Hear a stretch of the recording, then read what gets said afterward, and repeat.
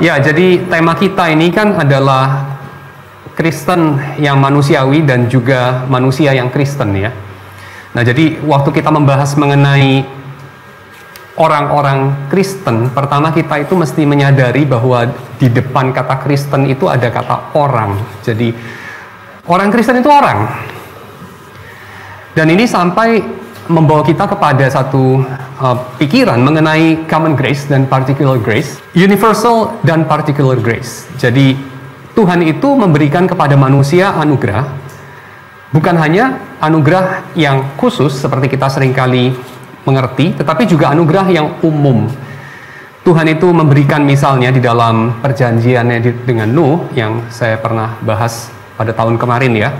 Perjanjian dengan Nuh di situ ada janji Tuhan terhadap bukan hanya orang-orang yang akan diselamatkan, tetapi juga semua orang.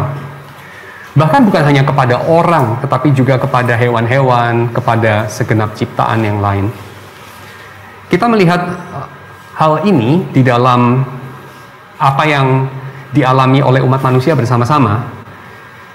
Jadi ada commonness, ada kesamaan antara manusia Kristen dengan manusia-manusia lain. Bahkan ada commonness antara manusia dengan yang bukan manusia. Misalnya kalau kita lihat kesamaan antara manusia Kristen dengan yang bukan manusia misalnya, kalau kita melihat bahwa yang bukan manusia itu juga mengenal adanya Tuhan. Jadi orang-orang ateis misalnya, mereka bukan tidak tahu Tuhan itu ada, tapi mereka melawan pengetahuan itu. Kita kalau lihat Roma 1 ayat 18 misalnya ya, kita seringkali kan pakai istilah orang yang tidak kenal Tuhan gitu ya. Itu bisa misleading orang yang tidak kenal Tuhan dalam arti seolah-olah Tuhan itu nggak ada bagi orang itu. Atau seolah-olah orang itu kayak nggak tahu bahwa ada loh yang namanya Tuhan. Nah, ide seperti itu tentu berlawanan dengan yang kita lihat dalam Roma pasal yang pertama ayat 18 ya. Yaitu di situ Paulus mengatakan yang dapat mereka ketahui tentang Allah. Misalnya Allah itu ada. Misalnya Allah itu murka terhadap dosa. Misalnya Allah itu mendefinisikan sesuatu tindakan A atau sikap-sikap A sebagai jahat dan sikap-sikap B sebagai baik. Itu nyata bagi mereka sebab Allah telah menyatakannya kepada mereka. Misalnya itu ya, satu. Jadi ada kesamaan antara orang Kristen dan orang tidak Kristen menurut Alkitab. Kalau kita bilang menurut akal sehat itu kayaknya ya bisa berdebat kita, tapi menurut Alkitab sendiri ada kesamaan antara orang Kristen dan orang bukan Kristen dalam kemanusiaan kita. Yang kedua, kalau kita lihat Injil Matius misalnya, bisa dimajukan lagi slide-nya. Injil Matius pasal yang ke-5 ayat ke-45. Di sini Tuhan Yesus mengatakan, karena dengan demikianlah kamu menjadi anak-anak Bapamu yang di sorga. Dan Bapamu yang di sorga itu ngapain sih? Dia menerbitkan matahari bagi orang yang jahat dan orang yang baik, menurunkan hujan bagi orang yang benar dan orang yang tidak benar. Jadi menurut Alkitab sendiri, perjanjian lama dalam Kovenan Nuh misalnya, surat Paulus dalam Roma pasal 1 ayat 18 misalnya, dan juga menurut Tuhan Yesus sendiri sebagaimana dicatat oleh Matius dalam pasal 5 ayat 45 misalnya, ada kesamaan kok antara orang Kristen dan orang bukan Kristen. Karena orang Kristen itu orang. Slide berikutnya. Dan orang itu orang. Tapi orang itu apa ya? Apa itu orang? Yang pertama, orang itu adalah bagian daripada ciptaan. Orang itu bagian daripada ciptaan. Dan ini artinya adalah orang itu bukan sekedar benda, bukan sekedar hidup atau punya anima, punya jiwa, alias bukan sekedar hewan, dan juga bukan malaikat, dan definitely orang itu bukan Tuhan. Jadi orang itu apa? Yang pertama, slide berikutnya, orang itu ciptaan. Apa yang dimaksud dengan orang itu ciptaan?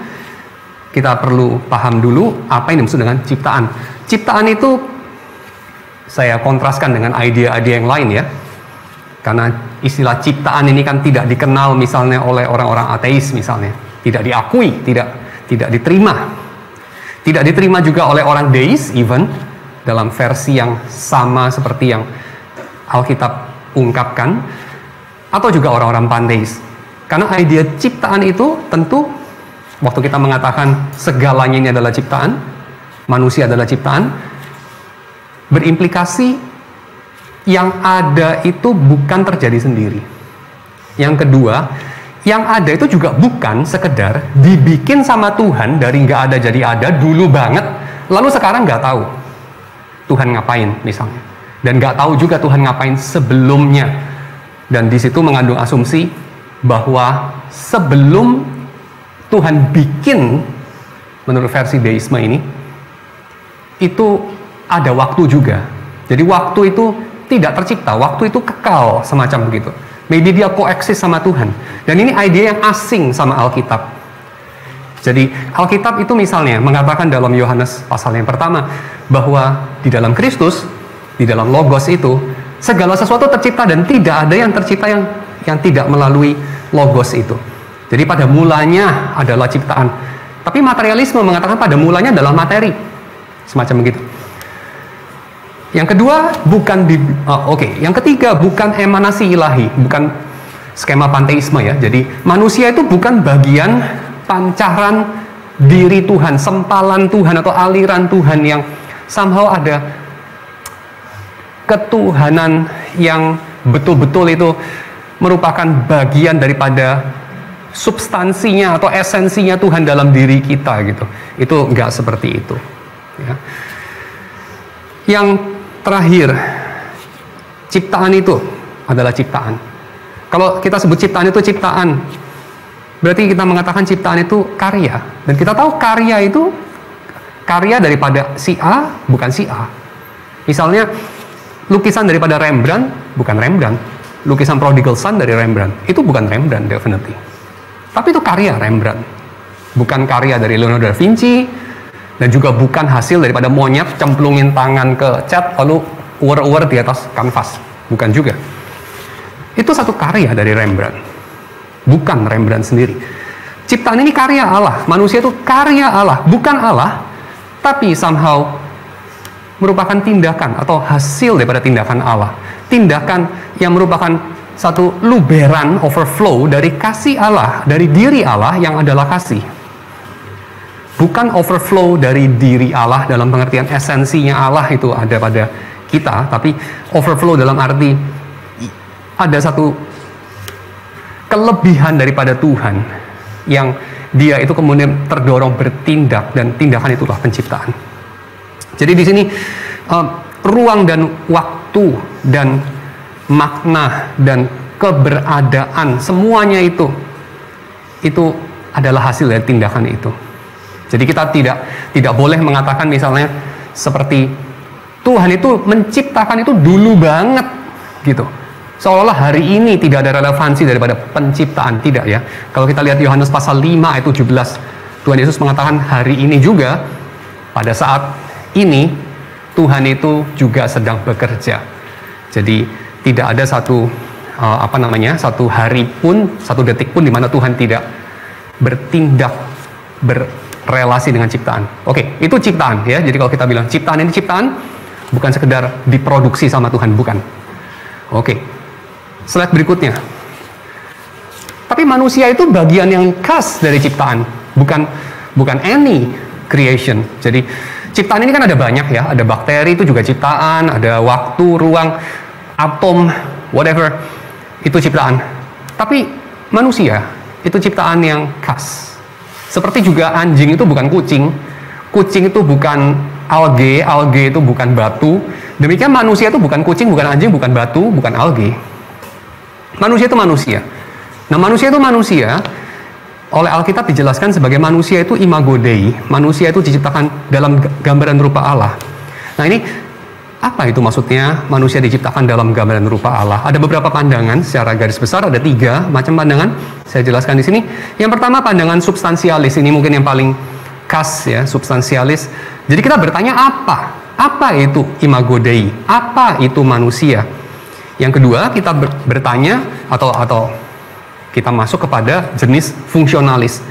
Di sini kita tidak bertanya apa itu manusia, tapi kita bertanya bagaimana ide manusia ini, ide imago Dei itu menjelaskan fungsi manusia dalam tatanan ciptaan, bagaimana ide ini berfungsi, dalam seluruh narasi penciptaan. Jadi ini versi fungsionalis yang bukan berangkat daripada pikiran atau pertanyaan manusia itu apa ya, manusia itu seperti apa ya Alkitab mengajar, tapi kita bertanya Alkitab ini ngomong apa ya. Bukan kita punya pertanyaan lalu cari jawabannya di Alkitab. Kalaupun kita punya pertanyaan cuma satu, Alkitab itu ngomong apa. Nah, ini kemudian muncul pandangan fungsionalis mengenai manusia. Jadi kita coba mencari tahu Alkitab itu meletakkan istilah imago Dei itu dalam fungsi apa, sehubungan dengan keseluruhan ciptaan, dan kedua, ide itu sendiri berfungsi bagaimana dalam narasinya. Lalu yang ketiga, pandangan relasional. Pandangan relasional ini tidak bertanya apa, mungkin juga tidak bertanya bagaimana, tapi dia bertanya siapa. Siapa manusia itu? Manusia itu homo respondens, kata Hengersema, yaitu yang berespon aktif kepada perintah untuk menjadi, command to be, ya, perintah untuk menjadi. Kita akrab dengan kalau bicara mengenai kehendak Tuhan, itu kehendak Tuhan untuk melakukan sesuatu. Maka kita juga definisikan dosa sebagai gagal melakukan sesuatu atau melakukan sesuatu yang dilarang sama Tuhan. Ranahnya doing, which is benar juga, ada aspek itu. Tapi kita suka melupakan aspek being, bukan cuma doing. Kita kadang-kadang bicara dosa, bicara manusia, kita bicara doing atau thinking, ya, thinking, idea. Mikirnya benar, mikirnya salah. Tapi kita sering melupakan yang ketiga ini, yaitu being. Karena perintah itu adalah perintah untuk menjadi. Seperti Tuhan memerintahkan, jadilah terang. Terang itu jadi. It's a command to be. Nah, manusia itu berespon kepada Tuhan punya command to be ini. Dan kalau kita bicara mengenai manusia sebagai siapa, kita mesti sadar siapa itu berarti siapanya siapa. Relasional dia. Si ego itu, si saya, ego itu simply bahasa lain daripada saya, ya, bahasa Yunani daripada saya. Si ego itu tidak berdiri sendiri. Walaupun tentu saja ada beberapa filosofi yang meyakini ego itu berdiri sendiri. Misalnya Amerikanisme itu, ya. Semuanya itu berangkat dari saya gitu, ya. Saya punya gereja, saya punya Tuhan, saya punya agama, saya punya negara, saya punya masyarakat, saya punya perkumpulan, saya punya cita-cita, saya punya perusahaan. Semuanya itu saya itu. Pada mulanya adalah saya. Saya kira itu sejenis agama yang rada beda sama kekristenan, walaupun seringkali pelangnya sama, ya. Tapi si ego itu jelas-jelas tidak self-starting, ya. Jadi ego itu tidak pada mulanya, kalau meminjam parodi daripada, atau kita bikin parodi dari Yohanes pasal 1, kita tidak mengatakan pada mulanya adalah saya. Gitu, nggak bisa, ya. Karena pada mulanya itu adalah Tuhan. Dan saya itu harus dikaitkan sama Tuhan, berarti saya ini siapanya Tuhan. Kita bertanya itu. Dan bukan saya itu siapa, tapi kita bertanya, saya ini siapanya Tuhan. Dan disitulah kita mendapati Tuhan itu rupanya menyapa kita dengan engkau. Kita adalah engkaunya Tuhan. Engkau yang dikasihi sehingga ada. Ya, engkau yang dikasihi sehingga ada. Tuhan yang mengasihi itu memerintahkan kita untuk ada dan mengada. Oke. Dan di sini kita punya kesamaan, ya, sama orang-orang yang lain. Karena orang Kristen itu orang gitu. Jadi kita punya kesamaan sama yang lain. Kita sama-sama punya ibu, kita sama-sama punya bapa, kita punya bapa di bumi, kita punya bapa di surga, dan seterusnya. Slide berikutnya. Implikasinya apa? Implikasinya keyakinan manusia itu adalah ciptaan adalah ini. Pertama, kita terbatas. Karena ciptaan itu terbatas. Dan terbatas itu baik, regardless of anggapan-anggapan filosofi yang bukan Kristen mengatakan keterbatasan itu buruk dan harus dilampaui. Tidak, keterbatasan itu baik karena Tuhan menciptakan keterbatasan itu. Ya, batas itu memberikan bentuk, dan bentuk yang Tuhan berikan itu baik. Yang kedua, ciptaan itu dimaksudkan untuk suatu maksud. Jadi maksudnya nggak perlu dipikir-pikir, dikarang-karang, ditetapkan, dicari-cari sendiri, enggak. Karena Tuhan sudah menetapkannya sejak Dia mencipta. Dan ingat, hari ini pun adalah Tuhan mencipta. So, ini adalah sesuatu yang tidak seperti Pico della Mirandola misalnya katakan, kita boleh mengarangnya atau kita sebaiknya mengarangnya sendiri, atau seperti orang-orang eksistensialis kayak kita harus menetapkan sendiri karena ini semua memang nggak ada maknanya. Tidak, ya, ini semua ada maknanya. Yang ketiga, ciptaan itu dimaksudkan untuk apa? Untuk bersekutu, ya, untuk bersekutu satu sama lain. Kita lihat itu dalam Kejadian pasal 1, Kejadian pasal 2. Manusia dimaksudkan untuk bersekutu.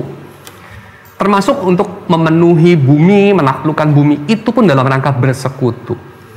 Ya, nah, bersekutu satu sama lain ini adalah bersekutu yang bukan hanya orang Kristen dengan sesama Kristen, bahkan bukan hanya manusia dengan manusia.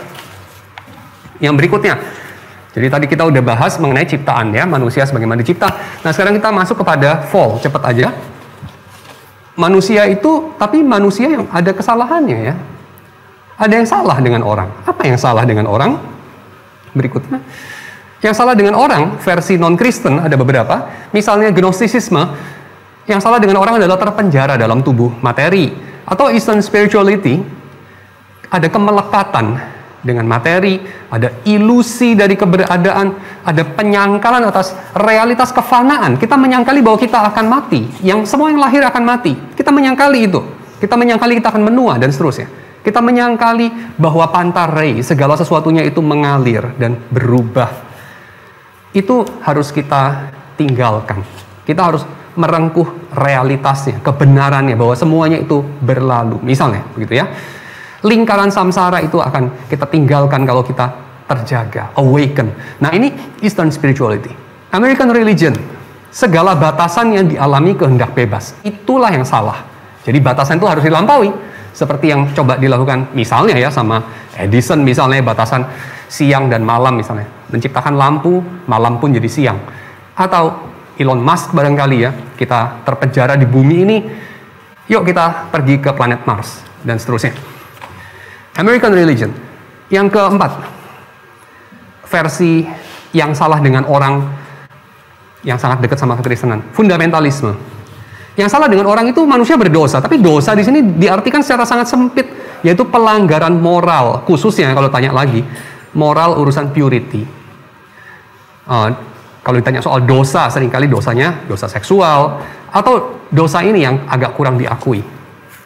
Ketidakmurnian rasial, atau ketidakmurnian doktrinal, atau ketidakmurnian ideologi politis, dan seterusnya dan seterusnya. Ketidakmurnian. Dan yang lain diabaikan. Fundamentalisme. Yang berikutnya mungkin nihilisme materialis yang mungkin cukup marak di antara anak-anak muda belakangan. Tidak ada yang salah, tidak ada yang benar. Salah benar itu nggak ada, karena segalanya hanya atom-atom yang terorganisir tanpa tujuan apapun. Hanya oleh kebetulan. Jadi moralitas, etika itu semua tidak ada, ya. Itu berdasarkan ontologi yang salah, semacam begitu. Nihilis materialis. Ya, ini versi bukan Kristen semuanya. Versi Kristennya apa, ya? Versi Kristennya kira-kira ini. Yang salah dengan orang versi Paulus, misalnya Roma pasal 3 ayat 9, yaitu kita itu tidak punya kelebihan dengan yang lain, ya. Jadi bukan kita Yahudi atau kita Yunani atau kita Kristen terus kita ada kelebihan dari yang lain. Enggak ada. Semua orang itu sama, yaitu semua orang itu tidak ada yang benar, tidak ada yang berakal budi, tidak ada yang mencari Allah, kata Paulus. Semuanya telah menyeleweng, semuanya tidak berguna. Ini slide-nya boleh ditayangkan. Tidak ada yang berbuat baik, seorang pun tidak. Itu, ya, Roma pasal 3 ayat 9. Yang salah dengan dunia ini, kita lihat Roma pasal 8 ayat 18, yaitu kita ditaklukkan dalam kesia-siaan, ya, kita ditaklukkan dalam kesia-siaan. Oke, itu yang salah dengan dunia ini. Dan kita menghidupi kehidupan yang diwarnai perbudakan. Itu yang salah dengan dunia ini. Oke, dan kita mengeluh. Dan bukan hanya kita, bukan hanya manusia yang mengeluh, tapi segala makhluk. Dan mereka melihat kepada apa? Kepada anak-anak manusia. Anak-anak Allah. Mereka melihat kepada orang-orang Kristen. Karena mereka mengharapkan kita. Orang-orang dalam dunia ini yang tidak mengenal Tuhan, dan bahkan yang bukan orang, mengharapkan kita untuk mereka dibebaskan. Semacam itu. Yang salah dengan orang versi Katekisme Heidelberg, ya, yaitu kita itu membenci Tuhan dalam natur kita. Slide berikutnya bisa tayangkan lagi. Kita itu membenci Tuhan, ya. Kita itu wataknya itu menjadi buruk karena kejatuhan. Oke. Slide berikutnya. Tapi yang salah pada orang itu nggak bikin orang jadi bukan orang. Walaupun yang salah dengan orang, slide berikutnya, itu juga bukan bikin orang jadi orang. Jadi yang salah pada orang tidak bikin orang jadi bukan orang. Tapi on the other hand, yang salah dengan orang tidak bikin orang jadi orang juga. Dengan kata lain, kita menolak slogan to err is human. Seolah-olah kalau lu perfect banget, lu malah bukan human. Enggak lah, mesin juga bikin kesalahan kok. Ya, manusia itu tidak didefinisikan sebagai kalau lu jahat, oke, lu masih manusia, lu ada jahatnya. Enggak. Karena pada mulanya enggak kayak begitu. Oke, redemption. Slide berikutnya.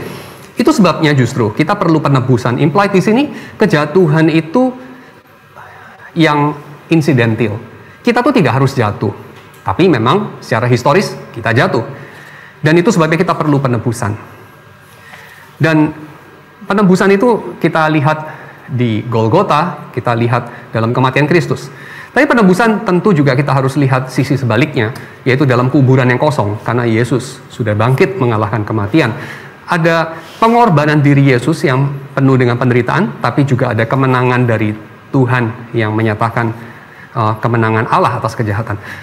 Slide berikutnya, dalam kaitan dengan konsumasi, penebusan ini sesuatu yang mengingatkan kita bahwa akhir daripada manusia itu, atau tujuan akhir daripada manusia, tidak ditentukan oleh kejatuhan.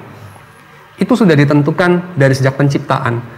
Yaitu manusia itu created to be, meant to be, bersekutu dengan Allah secara sepenuh-penuhnya. Kita meant to be glorified, terlepas dari kejatuhan ataupun tidak kejatuhan. Yesus datang untuk menggenapkan janjinya Allah Abraham ini, yaitu mengembalikan orang jadi orang sepenuhnya. Jadi orang sepenuhnya ini tujuan akhir dari segenap keberadaan termasuk manusia. Itu yang ingin dicapai oleh penebusan. Jadi orang sepenuhnya ini juga bukan statis, ini sesuatu yang historis eskatologis. Slide berikutnya. Yang historis eskatologis dalam artian apa? Dalam artian ini bukan sesuatu blueprint yang kemudian Adam itu melenceng dari blueprint itu lalu kemudian simply kembali kepada blueprint itu. Tapi ini sesuatu proses. Jadi gambarannya seperti anak kecil yang sempat sakit, dia lumpuh nggak bisa jalan, tapi dia lumpuh 17 tahun, kemudian pada tahun ke-17 setelah dia lumpuh, dia sembuh, dia bisa berjalan. Tapi umurnya udah 21 waktu itu.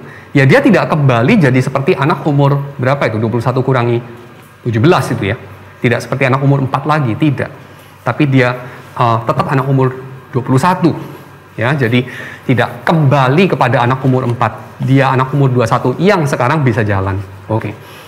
Nah ini kita kemudian masuk kepada konsumasi ya. Jadi Adam yang sebelum jatuh itu belum mengalami konsumasi karena Tuhan menciptakan segala yang ada sebagai struktur temporal. Ingat waktu itu baik, jadi proses itu baik. Tidak langsung masuk kepada hasil itu baik. Menghemat waktu dengan kata lain tidak tentu baik ya. Karena waktu bukan musuh kita untuk ditaklukkan seperti pandangan modern ya.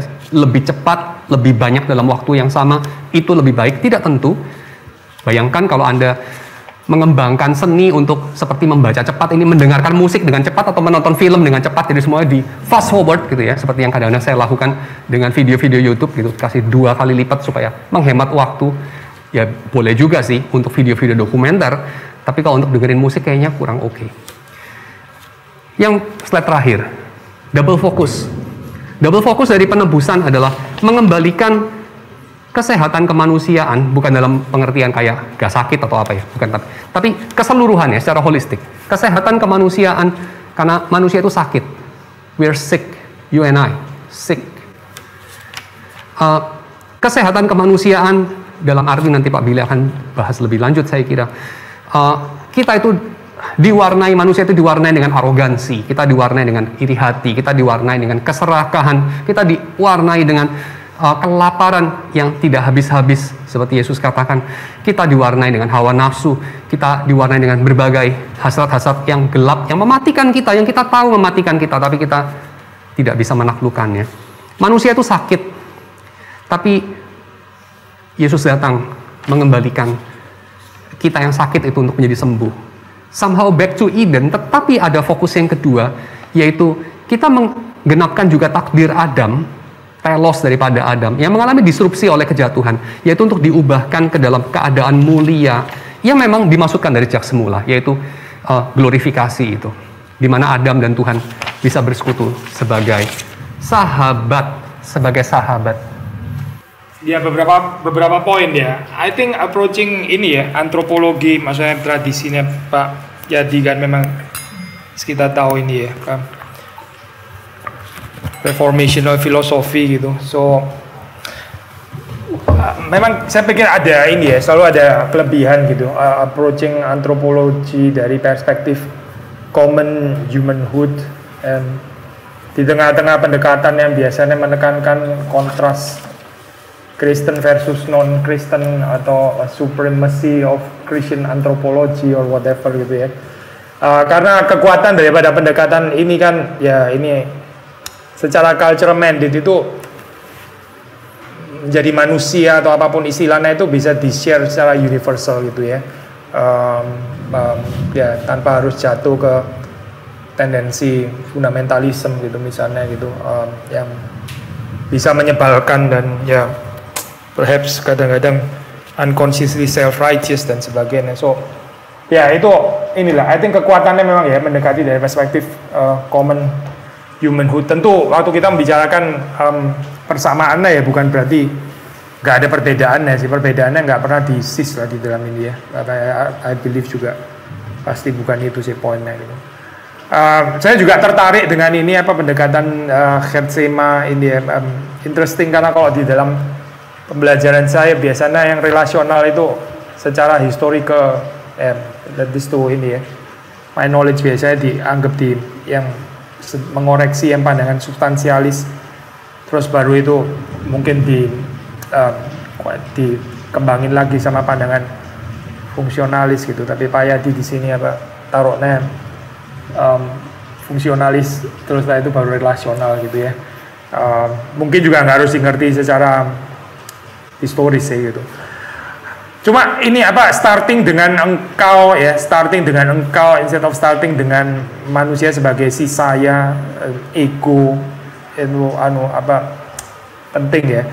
Karena saya pikir kalau kita mengerti diri kita sebagai engkau bukan sebagai saya gitu, berarti kan sayanya ada di tempat yang lain gitu ya. Kita berarti memosisikan diri sebagai yang disapa pertama ya, bukan sebagai yang menyapa, bukan sebagai yang berteriak, tapi yang bukan diteriakin sih, tapi yang diperintahkan gitu ya, yang disapa lah, istilah disapa.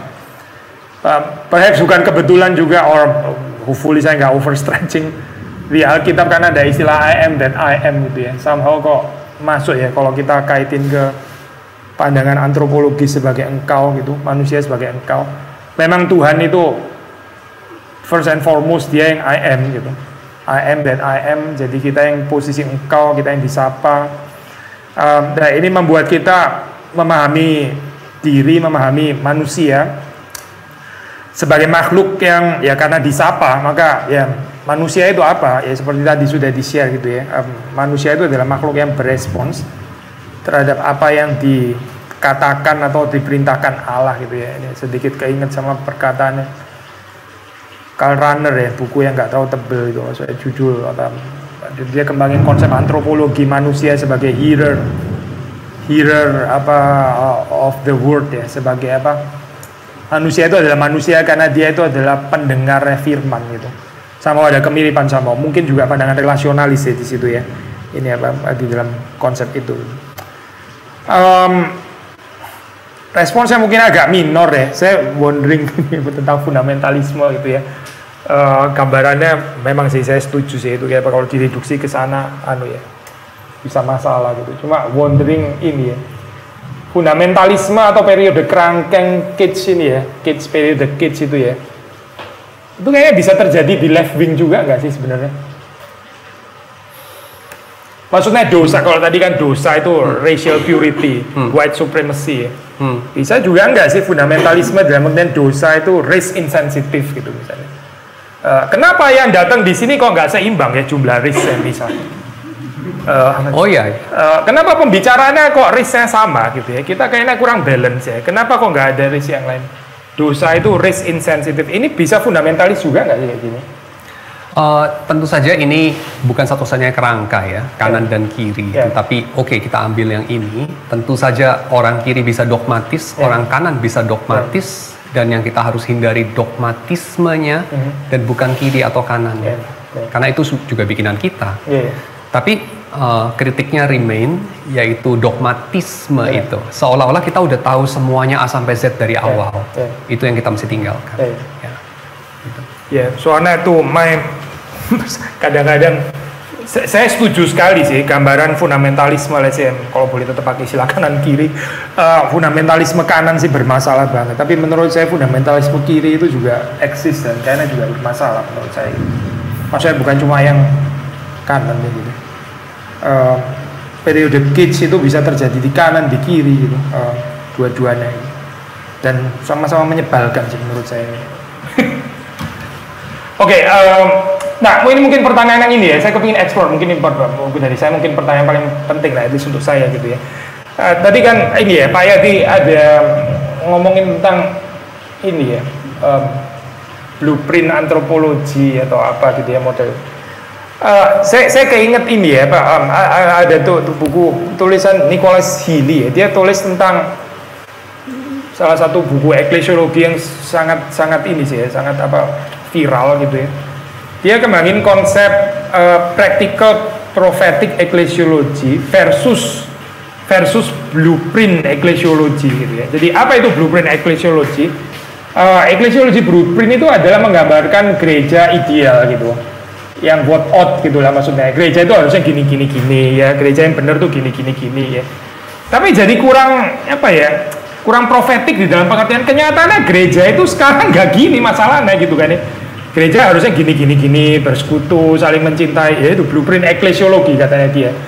Tapi gambaran eklesiologi blueprint kayak gini menurut Healy at least ya, itu bermasalah karena kurang konkret atau idealis dan kurang ada theological realisme gitu. Dan dia ada bandingin kayak secara historical, dia ada kutip kayak Eusebius ya, menurut si Healy itu model eklesiologi yang blueprint gitu. Over against Agustinus yang kembangin di dalam Civitas Dei. Nah itu menurut dia ini practical prophetic eklesiologi. Karena Agustinus benar-benar bergumul dengan persoalan pada zaman itu gitu ya, dan dia kayaknya di-stuck gitu, maksudnya orang Kristen yang dipersalahkan harus bertanggung jawab terhadap keruntuhan Roma dan sebagainya gitu ya. Jadi bukan model blueprint tapi prophetic eklesiologinya gitu. Termasuk juga perhaps prophetic dalam arti menegur keberdosaan gereja sendiri gitu kan. Maksudnya prophetic in that sense gitu ya. Bukan cuma prophetic terhadap society yang rusak di sana, whereas gereja sendiri kayaknya pure saja gitu ya. Tapi juga menegur gereja yang corrupted gitu maksudnya. Itu kan prophetic juga gitu. So buat saya pribadi sih, saya barusan selesai tulis ini ya, buku eklesiologi, hopefully sih bulan-bulan ke depan ini harusnya sih bisa terbit. Pandangannya Healy ini persuasif sih menurut saya gitu. Just wondering ya, kalau di transfer ke bagian antropologi yang non blueprint bakal jadi antropologi apa ya gitu? Ada nggak ya prophetic antropologi atau apa ya gitu? Relasional saya kira. Jadi seperti kita sama-sama baca dalam Life Together-nya Dietrich Bonhoeffer kan, kita tahu musuh dari komunitas Kristen itu adalah idealisme Kristen. Jadi kita punya idol, eidos, sama itu ya, berhala yang entah dari mana. Jadi blueprint itu, tapi saya nggak mikir soal Healy sih tadi, saya mikirnya itu soal Gary North sama Rushdoony. Jadi Christian Dominionism yang sama-sama anaknya Kuyper katanya, tetapi dari sisi yang lebih yang saya kira illegitimate children dari Kuyper, walaupun mereka pasti nggak setuju. Tapi ya mereka bicara mengenai blueprint daripada cultural engagement, dan saya selalu keberatan dengan itu karena blueprint itu mengasumsikan kita tahu A sampai Z di depan sebelum kita engage. Dan itu cocok untuk ketika kita engage sama benda-benda. Seperti kita bikin blueprint tuh untuk apa sih? Bikin mesin, bikin bangunan, bikin jembatan. Kita pakai blueprint, karena itu benda mati. Tapi kalau orang kita pakai blueprint, ini udah pernah dicoba. Kira-kira 50-60 tahun yang lalu sama Hitler, sama Mussolini. Apa hasilnya? Yang nggak cocok dipotong. Lu punya ranjang, panjangnya 1,5 meter atau panjangnya berapa lah gitu. Lu kepanjangan, lu ketinggian, dipotong kaki lu biar cocok sama ranjang. Itu. Nah itu saya kira nggak Kristen sih, walaupun terdengar bagus. Semacam itu, mungkin saya pikir. Thank you. Ntar kalau sudah ada tanggapan terhadap sesinya Pak Yadi, sudah bisa catat dulu. Ntar kita taruh di bagian belakang ya, Q&A gitu. So I think sekarang saya lanjutin sama ini ya. Saya punya. Saya juga pakai slide. Gara-gara Pak Yadi pakai slide karena saya juga. Kalau nggak kurang manusiawi. Seperti tradisi yang tadi, jadi saya juga turun.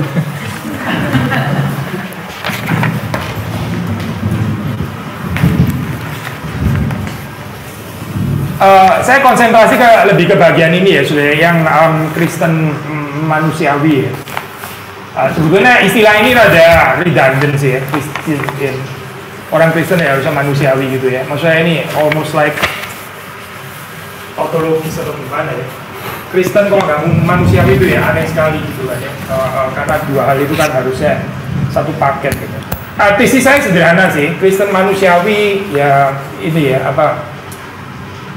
Kristen yang bajik gitu, virtues, maksudnya coba mau kaitin dengan the idea of virtue ya, atau kebajikan gitu, atau kebajikan-kebajikan.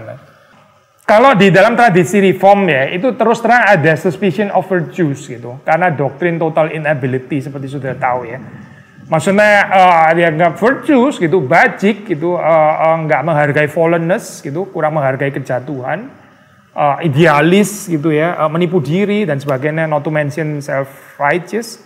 Of course ini ada poinnya lah ya, ada poinnya di dalam pengertian ya, orang yang menganggap dirinya virtuous atau menganggap dirinya itu bajik, ya itu bisa merupakan ekspresi dari kecongkaan sih, ekspresi dari pride gitu kan ya, memang sih. So I think nggak sepenuhnya salah ya, tapi saya mau coba approaching bagian ini virtue dari aspek bukan bukan suspicion ya, tapi akomodasi ya gitu. Ternyata di dalam teologi reform juga ada tempat kok membicarakan virtue gitu, bukan cuma di dalam Roma Katolik ya, bukan cuma di dalam teologi Roma Katolik atau Eastern Orthodox yang celebrating virtues gitu ya, tapi di dalam reform itu bukan sepenuhnya suspicion terhadap virtues, tapi juga ada ini pengharapan yang positif lah tentang menjadi bajik gitu ya, yang nggak harus selalu dinyinyirin gitu maksudnya saya. Calvin misalnya mengatakan, ini konsep imago Dei ya, Tuhan tuh menciptakan manusia menurut image-nya. Saya kutip, that he might arouse our minds both to zeal for virtue. Both to zeal for virtue and to meditation upon eternal life ya. Jadi zeal for virtue dan meditation upon eternal life ya. Calvin means sincerely ya. Maksudnya dia betul-betul maksudkan ini bukan kalimat sinis ya saya.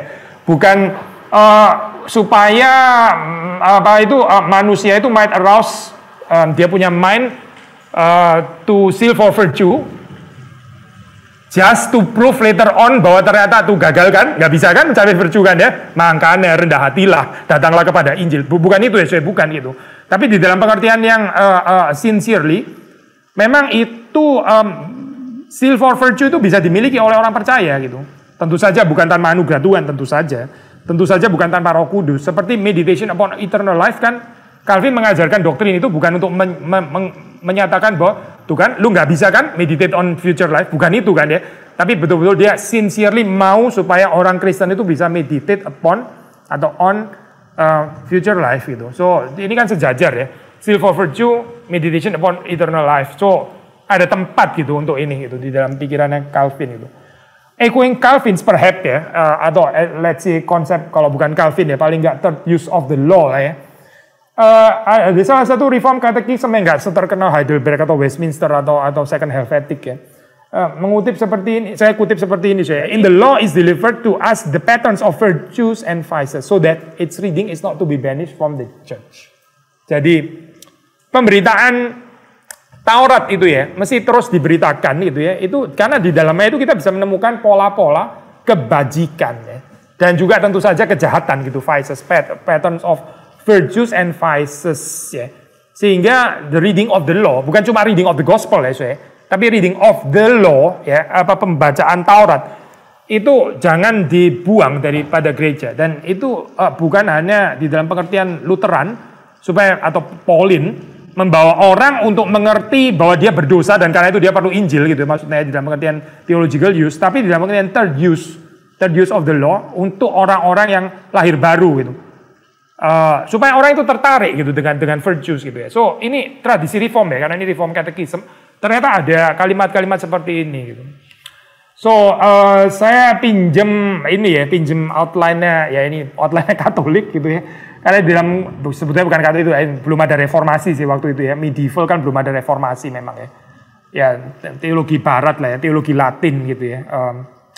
Belum ada Katolik dan Protestan gitu, apalagi Lutheran dan Reform. Di medieval teologi kan Pak Yadi sudah pernah bahas itu ya, ada 7 deadly sins kan ya, 7 dosa maut ya, itu lawan katanya itu adalah 7 heavenly virtues gitu, lawan katanya. So saya mau pakai outline ini ya, apa sih menjadi manusiawi ya, atau pertanyaan negatif dulu lah, yang nggak manusiawi itu apa sih? Yang nggak manusiawi itu yang 7 deadly sins itu gitu. Itu membuat orang nggak manusiawi. Gitu. Lawan kata menjadi manusiawi ya, yang 7 heavenly virtues gitu. Again, ini nggak bisa dipisahkan dari pekerjaan Roh Kudus, bukan tanpa anugerah Tuhan gitu ya. Ada tanggung jawab kita juga. So kita mau agak cepat aja ya bagian ini. Chastity yang pertama ya. Chastity itu dengan range of meanings, biasanya dikaitkan juga dengan purity, abstinence ya. Purity, abstinence, kebertarakan, dan ini versus kontra lust ya, atau hawa nafsu ya. 7 deadly sins ya, yang pertama ya. Menarik ya, waktu Luther bicara tentang chastity, dia membicarakan ini dalam istilah yang dia pakai itu temperance ya. Dia kata konteks ini berkaitan dengan chastity ya. Temperance itu bagi Luther itu merangkul baik chastity ya, kemurnian, dan juga moderasi gitu. Konsepnya Luther tentang pernikahan ya itu sangat didominasi oleh konsep moderasi gitu. Moderasi ya, jangan eksesif gitu maksudnya. Moderasi itu kan berarti jalan tengah ya. Over against konsep yang satu adalah yang gak berani menikah gitu, ya dikritik of course oleh Luther. Sisi yang lain juga pasti eksesif ini ya, eksesif lust gitu. Kita nggak bisa mengharapkan ini sih di dalam teologinya Luther itu berkembang, develop sudah matang sekali, karena ini kan baru di dalam zaman reformasi ya, very early stage gitu ya. Kadang-kadang kalau kita mau expecting theology of marriage yang advance, yang menjawab, apalagi menjawab problema abad 21 ya, kayaknya kita bisa kecewa ya kalau baca Luther. Tapi jangan lupa ya, konsep-konsep yang buat kita taken for granted di dalam theology of marriage itu sangat berhutang dari konsepnya Luther gitu. However itu sederhana konsepnya. Dan menurut kita mungkin rada kategori common sense gitu kali ya. Tapi pada zaman medieval itu ternyata bukan common sense gitu. Ya kita nggak sedang bicara itulah anyway. Tapi yang menarik bagi saya di dalam pikiran Luther, waktu kita ada chastity itu bukan an end in itself itu. Virtue chastity ini ya bukan an end in itself. Tapi kita itu melakukan control, self-control, temperance, chastity, moderation ini ya, in order to love our spouse. Gitu. Maksudnya dengan kata lain ya, lust itu ya, itu nggak manusiawi karena membuat orang itu gagal mencintai secara penuh. Gitu. Makanya perlu chastity gitu. Chastity-nya itu bukan berhenti menjadi akhirnya ya, the goal itself gitu, atau an end in itself, bukan. Tapi dengan adanya chastity ini ya, ada moderation, ada temperance, kita bisa mencintai dengan lebih dalam gitu. Jadi ini membawa kepada cinta gitu ya. Ya, I think kita semua setuju lah ya kalau waktu kita bicara tentang virtues gitu, yang terbesar daripada semuanya ya, itu kategori apa ya, I think kita bisa agree dengan Paulus ya, itu cinta pasti memang gitu kan. Di antara theological virtues itu hope, faith, and love yang terbesar kan. Faith, hope, and love yang terbesar kan memang love ya, menurut Paulus gitu ya. Kalau kita combine sama 4 cardinal virtues, make up jadi 7 lagi gitu ya di dalam tradisi ini ya, Katolik mungkin ya. Still di antara 7 yang terbesar bagaimanapun tetap love gitu ya. Kalau kita kaitin dengan 7 virtues, Memang di dalam Seven Virtues ini kita nggak khusus bicara tentang love specifically gitu ya. Tapi love memayungi semuanya still benar juga gitu. Karena love itu indeed the greatest virtue lah kita bisa bilang ya. Bukan kebetulan waktu Paulus memulai dengan ini ya daftar aspek dari buah roh yang 9 itu yang pertamanya juga love gitu kan ya. I think in full agreement di dalam hal ini gitu. Yang kedua ya temperance. Tadi kalau kita bicara tentang chastity, memang chastity ada aspek temperance betul ya. Tapi ini kita bicara temperance, self control yang dikontraskan dengan gluttony atau kerakusan ya. Calvin misalnya mengomentari tentang doa Bapa kami give us this day our daily bread ya. Bagi Calvin di adjective daily ya, adjective daily ya, hari ini itu ya, itu adalah untuk restrain human greed atau gluttony ya. Daily gitu ya, maksudnya berikanlah kepada kami makanan kami yang secukupnya pada hari ini gitu. Itu against greed atau gluttony ya. Again kalau kita boleh kaitin balik lagi dengan prinsip yang mirip ya, temperance in order to love ya. Kita exercise temperance supaya kita bisa lebih mencintai. Yang pasti saya gluttony itu membuat orang nggak bisa mencintai gitu. Gluttony itu merayakan selfishness ya namanya gitu, merayakan apa keegoisan gitu dalam hal ini gitu ya. Ini jadi temperance bukan demi ketenangannya sendiri, kekerenan menjadi orang yang bisa self control gitu ya. Keren gitu somehow ya, bisa tahan meskipun ada makanan banyak, tapi bisa cool saja ya, itu nggak menarik. Tapi again ini supaya bisa mencintai lebih dalam sebetulnya gitu. Yang ketiga ya charity. Nah istilah charity di sini kan memang dekat dengan love. Istilah charity sendiri kalau dalam bahasa kuno itu artinya ya love gitu misalnya. Ya. Tapi of course di sini dipakai di dalam pengertian yang dikontraskan dengan greed. Range of meanings atau spectrum of meanings itu ya biasanya bisa dipakai bergantian atau disandingkan dengan benevolencia, generosity ya, kemurahan hati ya, sacrifice, pengorbanan itu ini ya satu paket dengan charity gitu. Lawan katanya ya one of the seven deadly sins yang disebut greed atau keserakahan gitu ya. Apa yang ada di sini gitu maksudnya dalam hal ini ya manusiawi dalam hal apa? Karena kita belajar di sini untuk mengerti apa yang betul-betul kita perlukan di dalam kehidupan ya. Orang yang bisa betul-betul mengerti apa yang dia perlukan dalam kehidupan, itu manusiawi gitu. Serakah itu membuat orang itu buta terhadap apa yang dia betul-betul perlukan dalam kehidupan. Itu nggak manusiawi gitu dalam hal ini ya. Kalau saya lagi ini minggu terakhir saya in the midst of pindahan ya. Saya ngatur-ngatur pindahin barang ya. Setelah pindahin barang itu jadi sadar, kenapa barang segini banyak ya? Did I really need ini ya? Itu apa barang sebanyak ini ya? Kenapa repetitif ya barang ini ya? Misalnya gitu ya. Kenapa bisa ada ballpoint sebanyak ini misalnya gitu ya? Did I really need that much ballpoints atau apapun lah ya? Kantongan kresek gitu misalnya ya atau apa ya? Perlu nggak ya nyimpen segini banyak ini? Apa perlu nih ya sebetulnya gitu? Kenapa sikat saya ada 7 misalnya gitu ya? Apa ya? Apa sekaligus mau keren gitu ya? Sekaligus saya bisa gosok gigi orang kaya ini. Sekali gosok gigi pakai 3 sikat gitu misalnya ya. Apa ya gitu? Maksud apa sih sebetulnya yang kita butuhkan di dalam kehidupan ya? Kita jadi tanya lagi gitu. Dan ini saya charity. Ini waktu di dalam charity ya kita itu ada reduction of needs ya. Kita bukan multiply our needs gitu ya, nggak habis-habis ya. Habis perlu ini, nggak cukup lagi, perlu ini lagi, perlu ini, perlu nggak habis-habis. Itu namanya multiplication of needs. Tapi di dalam charity itu yang terjadi adalah reduction of needs. Dan itu membawa kepada generous love atau loving generosity, either way lah ya. Sudah lebih suka kata bedanya love atau generosity gitu, dengan adjektif yang mana. Either membawa kita kepada generous love atau loving generosity. Dengan reduction of needs ya. Kalau kita tahu apa yang betul-betul kita butuhkan di dalam kehidupan ini gitu. I think banyak orang sudah ngomong di dalam pandemi ini salah satu yang kita belajar pemurniannya adalah Tuhan itu mendesak kita untuk betul-betul menghargai apa yang truly essential di dalam kehidupan manusia gitu ya. Dulu waktu nggak pandemi kita pikir everything is essential, semuanya essential. Waktu pandemi kita benar-benar didesak demikian rupa sampai kita mesti mikir yang tetap harus ada itu apa, itu yang essential gitu kan ya. Berarti yang kita bisa nggak human kalau itu nggak ada gitu misalnya kan. Itu ada terjadi banyak koreksi di sini. Ya salah satunya melalui charity dalam hal ini. Ikut kita terusin ya. Diligence ya. Diligence again spectrum of meanings. bisa dikaitkan dengan persistence atau bahasa yang kita sering kali pakai kalau di dalam gereja kita ya, fighting spirit gitu ya. Ini versus sloth.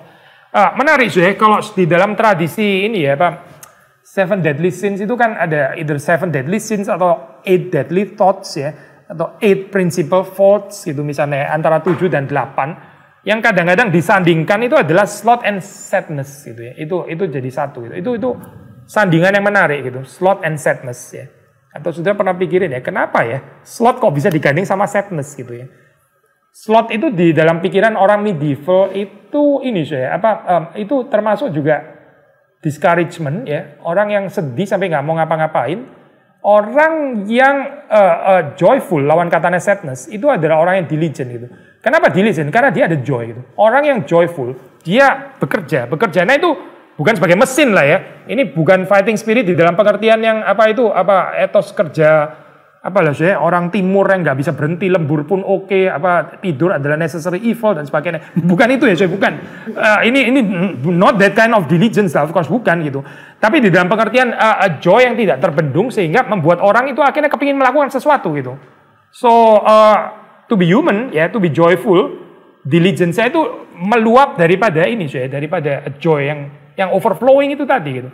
Dan bukan kebetulan juga kalau sudah baca, saya di sini tertarik dengan Matius 25 ayat 23 ya. Itu kan masuklah di dalam kebahagiaan Tuhanmu, enter into the joy of your master. Ada kata joy di sana ya. Eschatological pasti memang gitu ya. Dan saudara membaca dalam bagian itu, kita nggak ada waktu untuk bahas terlalu panjang, tapi kan itu disebut sebagai good and faithful servant ya. Good and faithful servant ya. Faithful dalam pengertian ya setia, diligent ya.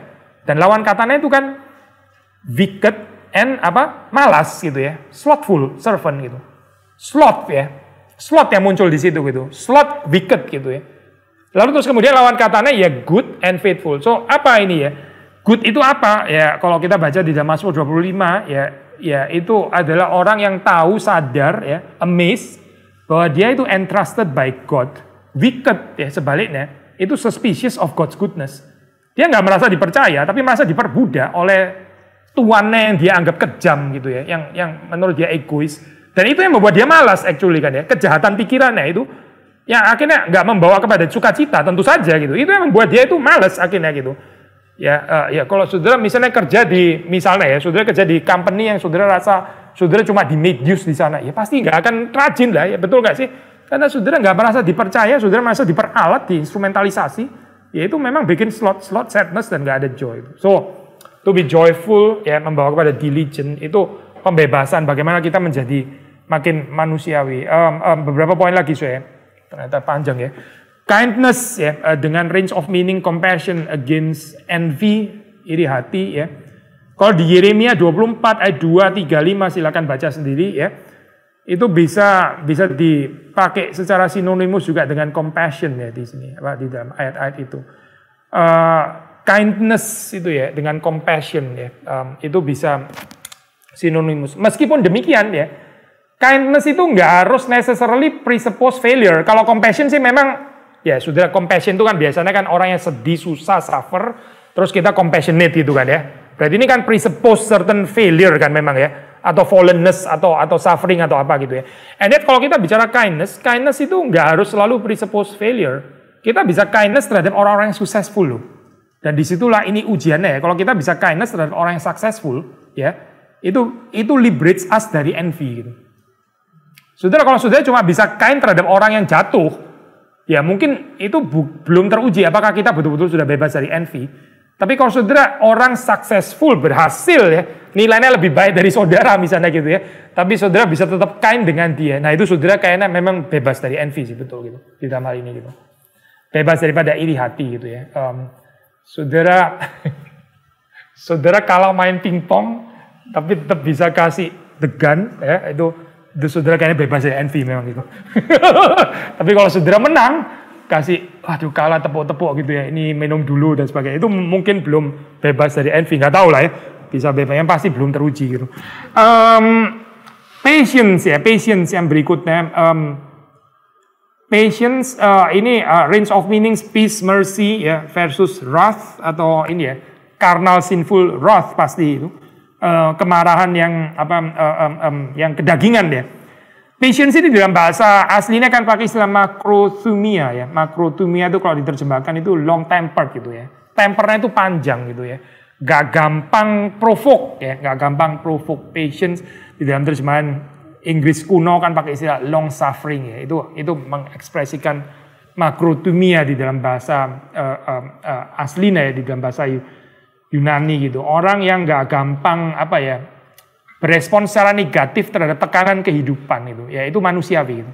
Tapi kalau kita sedikit-sedikit meledak ya, seperti sumbunya pendek gitu, ya itu nggak manusiawi gitu ya. Sedikit-sedikit tersinggung, sedikit-sedikit provoke, sedikit-sedikit defensif, sedikit-sedikit argumentatif gitu misalnya ya. Ya itu non manusiawi gitu dalam hal ini ya gitu. Terakhir humility ya, ini versus pride, dan again range of meaning-nya adalah di dalam ini kata modesty, reverence ya. Modesty ini kan kesederhanaan ya.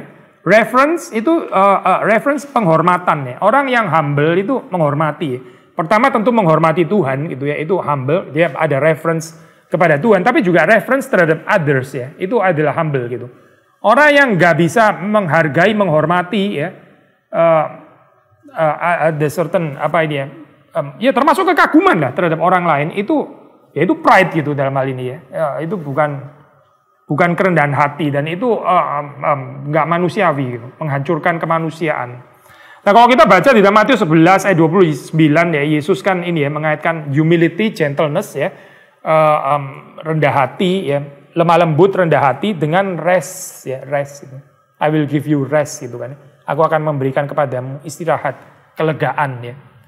So saudara perhatikan di sini ya, humility, gentleness, rest ya. Ada kaitan antara humble, kerendahan hati, dan restfulness. Sebaliknya pride itu bikin restless gitu. Pride itu restlessness. Orang yang pride ya, itu selalu gelisah di dalam kehidupannya ya. Karena dia merasa hidupnya itu harus menerus menang, harus always in competition gitu, dan dia nggak bisa bear bahwa orang lain itu lebih daripada dirinya sendiri. Dia bahkan mengencourage dirinya dengan cara menakut-nakuti, membuat horor bahwa orang lain lebih baik daripada dia, supaya bisa challenge dia lebih maju. Ini konsepnya aneh sekali gitu kan ya.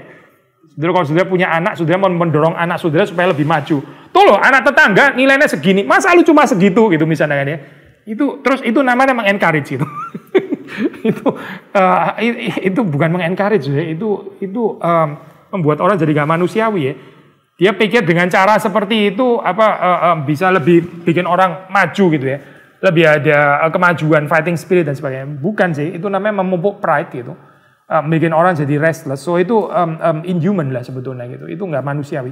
Sebaliknya humility itu satu paket dengan restfulness ya, dengan true rest, dengan istirahat kelegaan yang sesungguhnya gitu. Dan terakhir juga humility kita bisa mengerti di dalam pengertian teachableness ya. Humble and teachable gitu. Teachable. Mau diajar ya, bukan cuma oleh Tuhan, oleh firman Tuhan, tapi juga oleh orang lain, belajar firman Tuhan melalui orang lain juga gitu ya. Dimanapun Tuhan ini menempatkan kita gitu ya. Ada orang yang ini ya suka mengajar gitu ya, suka menasehati, tapi dia nggak bisa dinasehati, dia nggak bisa terima masukan, tapi suka kasih masukan ya. Itu sin of pride, dan itu nggak manusiawi gitu. Yang manusiawi itu adalah yang ada humility ya, dan humility itu ya teachable. Menjadi manusia itu teachable itu manusiawi gitu. Waktu kita kehilangan teachableness, kita jadi nggak manusiawi lagi gitu. Ya ini beberapa ini lah saya ngambil dari tradisi again medieval ya, 7 deadly sins yang dibalik jadi 7 virtues atau 7 heavenly virtues. Kita bisa a lot of things to ini ya explore dari bagian ini. Apa artinya menjadi manusia ini? Ya, bahan saya sampai di sini aja. Oke, sekarang giliran saya menanggapi. Istilah nanggap itu kalau bahasa Jawa itu nanggap tanda petis. Nanggap wayang. Saya ditanggap sekarang sama. Nah, yang dibahas Pak Billy ini kan dari tradisi medieval ya, seperti yang tadi Pak Billy udah jelasin. Belum ada Katolik, belum ada Protestan.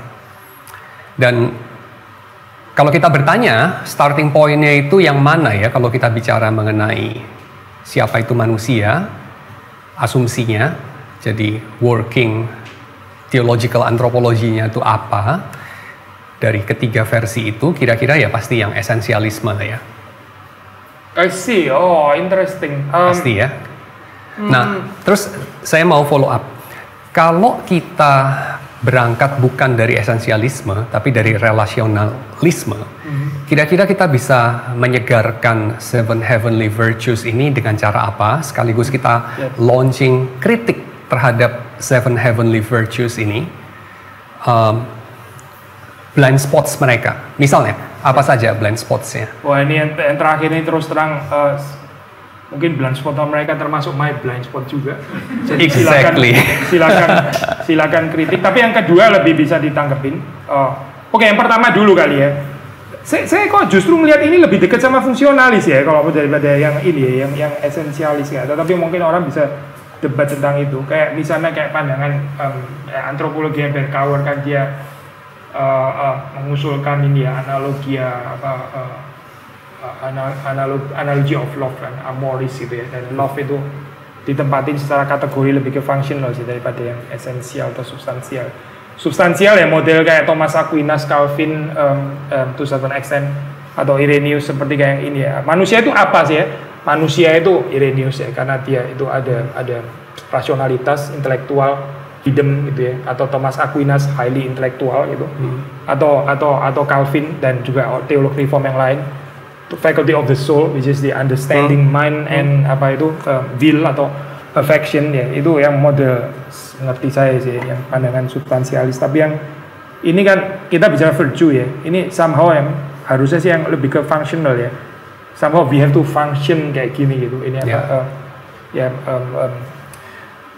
menarik sih yang kedua ya, dikaitin dengan ini ya, pandangan relasional, ini promising sih, karena waktu kita bicara virtue ini kan ya kita nggak bisa sendiri ya pasti membicarakan ini ya. Misalnya waktu kita bicara kindness, how to practice kindness without relation kan totally absurd ya gitu maksudnya. Semua ini patience misalnya gitu ya. Oke lah, memang patience nggak harus dengan pribadi tapi dengan keadaan yang menekan misalnya. Ada certain relation juga, even yang bukan cuma dengan orang tapi dengan keadaan, itu juga assuming certain relasi ya sebetulnya, relasi dengan keadaan yang pandemi gitu misalnya ya.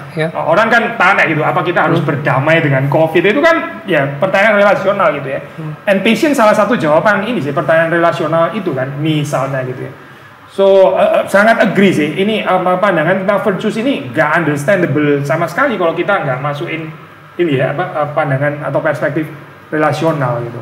Yang terakhir, mungkin saya mau dengar dari Pak Yadi ya, blind spotnya apa. Saya juga interested lah. Kita bisa bayangin kira-kira Martin Luther dipandang sebagai bagaimana ya terhadap Seven Heavenly Virtues dan Seven Deadly Sins waktu dia menantang 1500 tahun tradisi gereja Roma Katolik. Dan kemudian end up dengan, walaupun dia nggak ngomong kayak begitu, tapi in effect, here I stand. Mungkin mereka akan bilang si bekas biarawan Agustinus ini sudah kejangkitan pride yang gak ketulungan, dia envious maybe sama superiors dia tidak sabaran, penuh dengan amarah definitely, dan akhirnya dia kawin sama mantan biarawati itu, definitely dia kejangkitan sesuatu yang lain, dan seterusnya. So kayaknya itu yang akan mereka pandang kalau kita lihat Seven Heavenly Virtues dan Seven Deadly Sins ini dari kacamata orang pertama. Tapi kalau kita transform itu dari kacamata orang kedua, nah itu gua kira akan jadi lebih menarik sih. Karena ambil contoh yang lain. Coba kita tanya ya, bisa nggak sih orang itu menerapkan chastity, temperance, charity, diligence, kindness, patience, humility, and yet mereka itu atau orang-orang itu bekerja sama, collaborate dengan kejahatan. Misalnya, gue kasih contoh ya, mengenai Louis Armstrong, gue suka lagunya, lagu pop itu ya, What a Wonderful World. Pasti semua orang tahu lah, What a Wonderful World. Dan itu sesuatu yang kita waktu nyanyi indah banget gitu. Dan waktu saya lihat komen-komen di YouTube, salah satu komennya adalah definitely menggarisbawahi bahwa dunia ini tidak indah. Oke. Begitu. Tapi interesting banget, indah di dalam kesaksian Louis Armstrong yang collaborate sama orang-orang kulit putih yang menindas dia. Dan dia itu jadi penghibur mereka. Yang in a way redeem dia sendiri punya status sehingga dia bisa tampil di depan orang-orang penting VIP di tempat-tempat terhormat dan seterusnya. Dan gue percaya sebagai pribadi Louis Armstrong itu adalah orang yang menyenangkan, seperti juga maybe B.B. King dan seterusnya. Tapi gue wondering aja sih, apakah menjadi humble dengan cara itu, be patient dengan cara itu, be kind dan segala macam, hanya dari kacamata pertanyaan gua mesti gimana, itu gagal. Gagal dalam hal apa? Dan kayaknya gagal dalam hal ini menunjuk kepada kejahatan. Dan karena itu juga, balik lagi ke square one ya. Maksudnya suspicionnya Protestan kan jadi faded lagi gitu. Do you think you are really virtuous? Kan balik lagi ke situ lagi. Selalu poin itu selalu ada benernya lagi gitu. Tapi I agree fully dalam pengertian. Memang gini ya. Kebajikan virtuous bisa di make use untuk ini ya, untuk membenarkan posisi sendiri gitu misalnya, membenarkan status quo. Misalnya saya bilang humble, being humble, tolong jadi teachable. Maksudnya apa? Kalau saya ngomong tolong humble gitu maksudnya. Saya nangkep maksudnya. Itu saya pemakai virtue untuk exploit orang lain gitu maksudnya. Kalau lu nggak teachable, you kurang human. Tapi masalahnya teachable terhadap saya gurumu gitu maksudnya. Jadi dengarkan saya, be teachable please gitu ya. Kalau lagi, wah memang sih itu bisa bisa rentan banget gitu. Perhaps Hitler juga bisa ngomong yang sama. Lu nggak teachable terhadap ideologi Nazi gitu ya. Lu kurang humble terhadap ideologi Nazi. You know how absurd gitu ya dalam hal ini gitu. Dan ketika orang yang bersangkutan comply, dia itu sedang rendah hati atau sedang memfasilitasi kejahatan? Itu pertanyaan. I think inilah di dalam hal ini memang kita mesti self critical terhadap ide virtue itu sendiri. Kita pakai untuk apa? Terus bener nggak itu konsep virtue yang memang alkitabiah gitu ya? Atau cuma sekedar topeng yang dipakai untuk membenarkan sendiri atau misalnya kayak cukupkan dirimu dengan apa yang ada padamu. Ya definitely itu sangat menguntungkan orang yang ingin memangkas biaya produksi supaya dia bisa dapat keuntungan berlipat-lipat. Misalnya seperti kalau kita tahu iPhone diproduksi sama Apple ya. Apple itu sekarang punya valuasi nilai $3 triliun loh. $3 triliun. Mungkin baru pertama kali ada perusahaan punya nilai sebesar itu. Dan kita tahu mereka menekan orang-orang yang produksi barangnya di Cina itu berapa keras mereka menekan orang-orang itu. Dan kemudian kita bisa ngomong apa ke para pekerja di Cina sana, para pekerja di pabrik iPhone? Cukupkan dirimu dengan apa yang ada padamu. Lu jangan greedy, lu mesti rendah hati dan seterusnya. Which is mereka bisa lakukan itu. Mereka juga mungkin ada yang Kristen, mereka berdoa juga dan seterusnya. Well, good for them. Tapi apa yang terjadi kalau kita transform itu dengan kacamata orang kedua? Gue propose ini sebagai pertanyaan. Ya, memang ini sih, always ada dangers ya. Kalau kita pakai firman Tuhan di address untuk orang, tapi saya sendiri sama excluded atau kebal terhadap hukum Tuhan gitu ya, itu always bermasalah. And I think yang kamu bilang juga, Pak Yadi bilang tentang penghayatan komunal, penghayatan persekutuan, juga bisa serve as correction sih gitu ya. Bukan cuma di address untuk situ atau kelompok ini atau apa, tapi ya kita menghayati ini komunal. Jangan greedy itu untuk kita semua gitu maksudnya. Not just for you, tapi saya excluded, atau juga bukan not just for me, tapi kamu yang instrumentalize saya gitu misalnya ya. Tapi kita menghidupinya secara ya komunal gitu. Ya. Dan gereja harusnya ini siapa yang Dan pertama. exactly itu kan ya yang terjadi di dalam perjanjian lama. Setidaknya seperti yang Tuhan perintahkan. Nggak tahu mereka lakukan apa enggak. Tapi yang Tuhan perintahkan kan itu, misalnya kayak tahun Jubili dan seterusnya. Ya interesting sih ya. Again kalau masuk ke relasional lagi, bukan cuma terhadap sesama manusia, tapi terhadap tanah, terhadap kebun, terhadap binatang. Ya.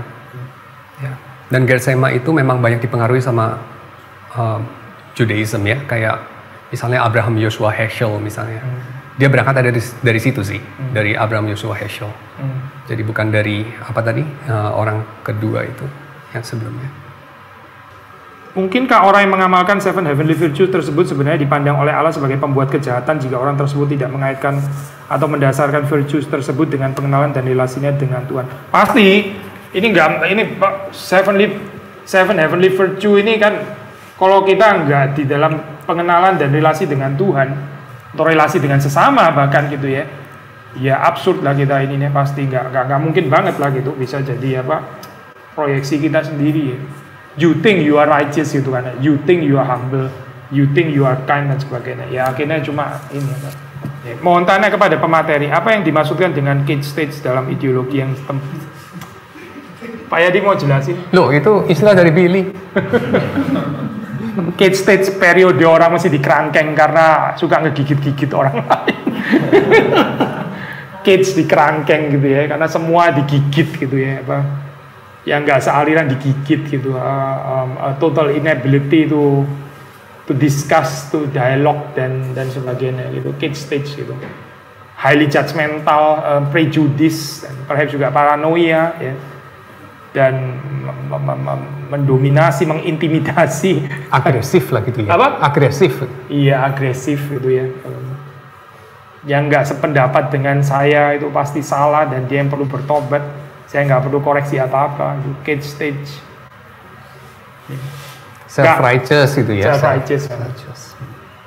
So nggak ada yang terkecuali kali ya di dalam hal ini ya. Mau orang apapun itu, dari aliran apapun itu bisa periode cage gitu.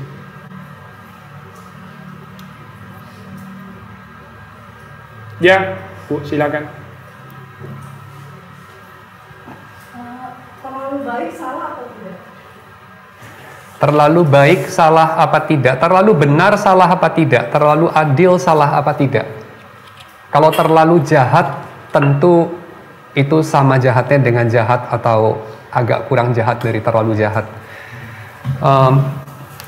Terlalu baik, tidak ada salahnya. Sama seperti tidak ada terlalu benar.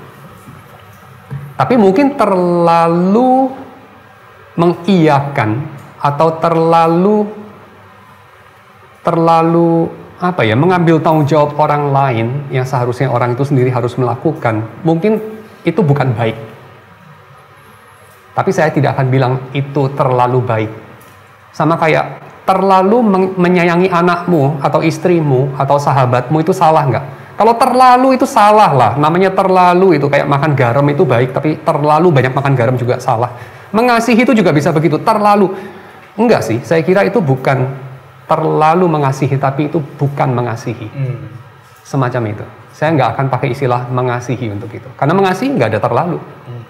Semacam itu. Terlalu baik juga sama. Itu bukan terlalu baik kali ya. Mungkin tidak tahu batas, mungkin terlalu nggak tahu, eager untuk meringankan penderitaan orang lain maybe dalam persepsi sendiri, semacam itu. Itu kira-kira jawaban saya. Pak Billy mau menambahkan? Dia setuju sih. Dengan kata lain ya itu kurang baik sih sebetulnya, bukan terlalu baik. Gitu.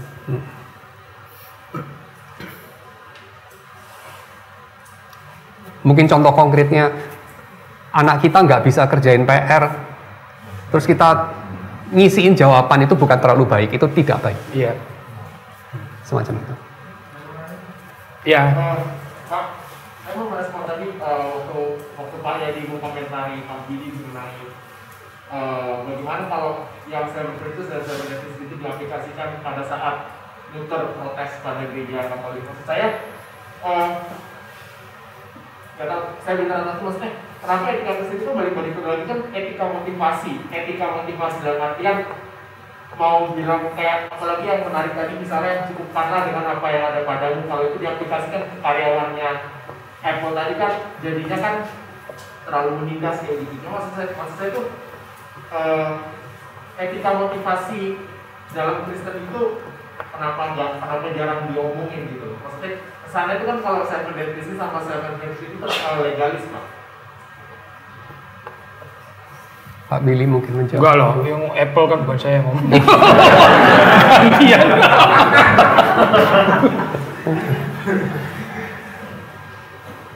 Iya, jadi pertanyaannya apa tadi?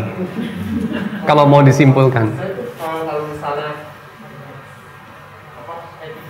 etika motivasi maksud sekarang, karena saya berpikir kan kalau kayak misalnya kan kebanyakan pada saat di sisi hidup itu kan banyak yang tanya sama Yesus kan, Pak ini boleh, maksudnya ini boleh, itu boleh, jadinya tuh aturan itu jadi kayak semacam ya legalis lah. Ya maksudnya kenapa tadi pertanyaannya kayak kenapa kok ini kalau dibicarakan kayak contoh Luther itu kan sebetulnya menurut ini saudara siapa? Yogi. Sorry? Yogi ya? Iya. Menurut saudara Yogi itu kan sebetulnya itu di dalam wilayah etika motivasi gitu ya. Kenapa kok kurang dibahas? Padahal itu penting sekali karena tanpa itu kan orang cenderung akan jadi legalis dengan pembicaraan. Problem dengan motivasi adalah kita bahkan tidak tahu motivasi diri kita sendiri apa. Jadi apalagi orang lain. Maka ketika kita mencoba menerapkan so-called etika motivasi, saya kira paling banter kita hanya bisa terapkan pada diri sendiri. Karena kita sok tahu saya kira waktu kita mengatakan motivasimu kurang murni, lu tahu dari mana? Motivasi lu sendiri aja lu nggak tahu, kira-kira begitu. So, ya tapi kurang lebih yang saya akan komentari mengenai Luther tadi ya. Ya, nggak tahu. Kira-kira kalau mau di follow up lagi, kira-kira kalau mau ditransformasi pakai etika motivasi, itu apa pertanyaannya? Ya berarti kan tidak bisa, misalnya kalau kita memakai etika motivasi sebagai tolak ukurnya, berarti si seven deadly itu tidak, maksudnya nggak bisa dilempar kayak misalnya Luther ada yang pride dan sebagainya, itu kan bisa dinetralisir dengan etika. Kalau maksudnya kalau berdasarkan etika motivasinya kan dia kan tidak jahat dalam tanda kutip kalau memang pakai jahat sama. Oke. Ini maksud saya lebih ke. Saya bisa tanggepin juga mungkin ya, bagian pasti, ini. pasti. Gini, oke lah, kita sih pasti nggak ini ya, nggak sensitif dengan sumbangsi daripada cabang etika. By the way, kayak misalnya kayak ini ya apa,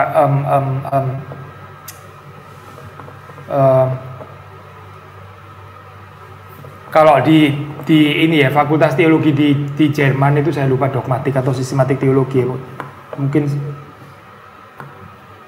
sistematik teologi kali ya. Sistematik teologi itu di bawah dogmatika dan etik gitu. Jadi etik itu termasuk sistematik teologi, atau saya kebalik ya, atas yang dogmatika atau sistematik teologi ya, atau kayaknya etika itu yang positif teologi apa? itu kan. Gimana? Etika itu yang seberangnya positif teologi. Positif teologi. Kalau di sana agak lain sih. Saya bukan intinya gitulah. Kalau nggak salah sih ya. Etika itu konstruktif. Dogmatik sama etik. Maksudnya gini. Intinya itu adalah kita sih nggak trying to exclude etika pasti gitu ya. Itu sumbangsi yang penting, kita humbly mau dengerin juga gitu ya. Cuma gini, despite kita nggak operate dengan let's say jargon-jargon etika gitu ya, dengan technical term etika, tapi bukan berarti kita nggak membicarakan motivasi kan gitu kan. Anggap kayak poin ini ya. Waktu tadi Pak Yadi mempersoalkan what happen kalau Luther dituduh, itu kan juga sudah ngomongin motivasi tanpa kita operate dengan sistem teologinya itu gitu, etika gitu. So ya ada juga sih anyway. Maksudnya teologi sih nggak mungkin tanpa itulah gitu. Nggak mungkin kita tanpa pembicaraan sebetulnya ini siapa yang mengatakan kepada siapa gitu ya. Itu nggak mungkin kita bisa exclude regardless orang itu train in ethics atau enggak gitu. Bagian kalau mau masukin perspektif etika sih ya I think itu sih always ini ya, welcome aja gitu. Kita perlu sistematik teologi, perlu etika, perlu biblical teologi, perlu practical, perlu historical, dan Ya semuanya sih actually gitu. Ya. Thank you. Mengenai ini Pak, komentari Calvin tadi, kutipan Calvin. Calvin ini kan pernah juga ngajar bahwa dulu, jadi kita kan mendekati Injil seperti Luther Pak, biasanya dari dosa gitu ya. Iya, iya. Tapi kan dibalik juga bisa dari virtue gitu ya Pak. Oke, terus? Jadi Calvin sebenarnya tadi mau ngomong itu ya Pak. Dan biasanya orang dari dosa menuju kepada virtue, dan yang kebalikannya orang virtue nanti ada kesalibnya dosa lagi atau gimana Pak? Oh, I see. Kalau yang third use of the law justru dari dosa redemption virtue sih actually gitu. Yang third use of the law gitu. Kalau Luther yang justru dari virtue ke dosa gitu. Maksudnya dalam pengertian you think you have virtues. Coba ya kita ngomong lagi deh. Oke deh. Yang lu maksud righteous itu apa? Setelah bicara itu lu nggak righteous kok sebetulnya. Itu kan berarti dari virtue akhirnya terbukti bahwa fallen gitu, dosa. So itu yang tipikal inilah ya. Calvin juga terima ini sih of course itu. In agreement lah bagian ini. Cuma distinctive-nya kan kalau di reform arguably sebetulnya bukan cuma reform, tapi Melanchthon juga kembangin konsep seperti itu ya. Tapi kalau di reform quite common third use of the law, sekarang preaching of the law itu justru karena orang sudah dibebaskan oleh gospel, kuasa Injil, maka dia bisa dengan bebas, dengan delightful dia menaati hukum-hukum Allah. Gitu kan ya, kasihlah Tuhan Allahmu dengan segenap hati, delightfully dia menerima undangan itu gitu ya. So lebih yang dari kalau mau dilihat di sini ya, fall, forgiveness of sin, virtue gitu, yang reform maksudnya ya. Kebalikannya tapi juga bisa. Kebalikannya ini juga sebetulnya bukan dalam pengertian yang sequential. Kalau saya sudah di sini berarti nggak ada lagi yang koreksi dosanya. Ya kita tahu kan ya, maksudnya waktu kita khotbah, waktu kita dengar itu kan actually jalan paralel ya. Waktu kita misalnya ini khotbahnya adalah kasihlah Tuhan Allahmu dengan segenap hatimu. Di satu sisi ya, kita akan pikir saya belum nyampe, saya belum bisa mengasihi Tuhan dengan segenap hati. Oh Tuhan ampunilah saya gitu, maksudnya spiritual use of the law. Sisi yang lain karena kita sudah redeem, kita juga excited, oke, dengan pertolongan Roh Kudus Tuhan tolonglah saya gitu ya. Saya kepingin mencintai engkau karena ini begitu membebaskan, delightfully gitu misalnya ya. Itu third use of the law ya. Tapi juga di dalamnya tetap ada anti perfeksionisme juga kan ya. Saya bisa, maksudnya bukan saya bisa, saya tetap perlu pengampunan juga. Somehow kayak balik lagi ke stage yang awal gitu kan ya. Jadi semuanya jalan sih gitu dalam hal ini. Ya. Ya. Jadi kalau agama lain yang bukan Kristen, apakah mereka punya virtue? Nah ini menarik, maksudnya mungkin Pak Yadi bisa lebih kan tadi Pak Yadi kan mulainya justru dari pendekatan yang universal common grace gitu kan. Yang menarik juga kita bisa bicara virtue ini di dalam pengertian yang common grace juga gitu. Ada juga pengertian forgiveness yang bisa dimengerti gini, manusia ya dia Kristen nggak Kristen, manusia yang lebih forgiving pasti lebih manusiawi daripada yang nggak forgiving, betul kan? Itu, nah itu bisa terjadi secara common grace dan orang yang let's say non Kristen juga gitu. Kalau menurut Luther harus bertobat dulu baru ada virtue. Sorry apa? Kalau bukan peraturan, kalau yang menurut Luther itu harus bertobat dulu baru ada buah roh. Iya. Berarti yang di luar Kristen gini loh, makanya ini tergantung kita membicarakan buah roh di dalam pengertian apa. Kalau kita membicarakan buah roh di dalam pengertian sempit, yaitu ada hanya pada diri orang yang ditebus dan dikuduskan gitu kan ya. Tapi Roh Kudus yang sama itu yang memberikan common grace. Kita bisa bicara love di dalam pengertian common grace loh. Kita bisa bicara self control di dalam pengertian common grace. Itu tetap dari Roh Kudus, bukan dari diri manusia. Itu tetap Roh Kudus gitu, tapi bukan di dalam pengertian saving, tapi di dalam pengertian grace yang dibagikan secara bebas ya oleh Roh Kudus. Nangkep gak gue poin ini? nangkep. Jadi orang yang menerima common grace juga melalui jiwa itu. Jangan ambil ayat lagi yang Paulus katakan kebaikanmu seperti kain kotor, itu jadi nggak boleh menghakimi seperti itu ya. Kalau itu sih, ini gini sih, matriks, Pak Yadi aja yang tanggepin, saya terlalu banyak ngomong ntar gitu, gantian. Kalau saya mulai berasa mendominasi dan jadi kurang manusiawi. Saya mewakili Pak Billy aja. Kebaikanmu seperti kain kotor itu kan dari komentarnya Tuhan ya, kepada manusia. Kalau komentarnya manusia kepada manusia lain, kita mengangkat diri sebagai Tuhan. Jadi saya kira mungkin itu kali ya. So, ya, kebaikan itu kebaikan. Pengampunan itu pengampunan. Kerendahan hati itu kerendahan hati. Dan orang-orang Kristen seringkali gagal melayankannya, di mana orang-orang bukan Kristen lebih baik dalam melayankannya. Dan perkara Tuhan melihatnya bagaimana, itu urusan Tuhan. Pertama, kita juga tidak dikasih tahu sama Tuhan, Tuhan lihatnya bagaimana per kejadian, per orang. Dan yang kedua, itu juga bukan urusan kita. Selain kita tidak tahu. So, poin saya adalah di sini sih. Kita tidak dalam posisi menghakimi kebaikan daripada orang non-Kristen. Kita dalam posisi mensyukuri anugerah Tuhan yang diberikan extended kepada bahkan orang non-Kristen maupun segala makhluk. Lebih ke arah sana. Kita nggak terpanggil jadi hakim untuk mereka perform bagaimana. Seperti juga kita tidak menjadi hakim bagi sesama kita orang Kristen juga. Mungkin itu. Walaupun of course kita bukan berarti mengiyakan dan bertepuk tangan untuk segala macam perilaku, tentu tidak. Itu tidak sama kan? Tapi kita tidak menjadi hakim dalam artian bukan kita jurinya, bukan kita hakimnya dalam artian itu. I think change of perspective ini menarik ya dan perlu gitu ya. Ya kita tahu dua-duanya ada lah. Satu sisi kan common grace, sisi yang lainnya fallenness gitu kan. Dua-duanya ada gitu. Tapi mungkin ya kecenderungan fundamentalisme itu lebih suka ngomongin fallenness ya, seperti kayak nggak ada tempat untuk memuji kebaikan Tuhan di dalam dunia yang fallen itu lah. Maksudnya Pak Yadi kan encourage kita juga bisa bersyukur dalam pengertian, look, orang yang berdosa pun juga bisa tetap ada kebaikan dan itu tetap dari Roh Kudus. Itu kan doksologi harusnya gitu ya. Dalam hal ini gitu. Kita bukan sedang memuji manusia tapi memuji Allah, sumber segala kebaikan gitu. I think itu beautiful poin itu gitu. Tanpa menggunting fallenness ya tentu gitu, jangan ditarik situ ya. Pasti, karena Kuyper sendiri mengatakan kenapa namanya common grace, sebab itu grace. Jadi artinya ya ini tidak akan ada kebaikan sedikit pun kalau tidak ada common grace. Sedikit pun loh. Jadi artinya adalah common grace is grace, but it's not saving. Jadi ya tentu saja di dalam kejatuhan itu diperlukan semacam itu. Silakan sudah kalau ada tanggapan lagi, kita masih ada ya.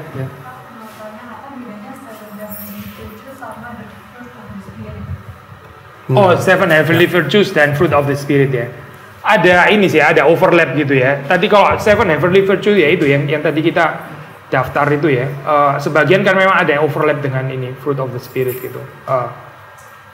Ya ini aja sih, kayak misalnya oke lah chastity itu ya, itu kan nggak muncul ya di dalam fruit of the spirit gitu. Tapi temperance kan overlap ya, self control temperance itu termasuk 7 virtue, termasuk fruit of the spirit. Tapi kalau secara konseptualnya ya kita percaya ini chastity, terus apalagi charity dan sebagainya tadi ya, itu juga pasti dari Roh Kudus ya, pekerjaannya dari Roh Kudus.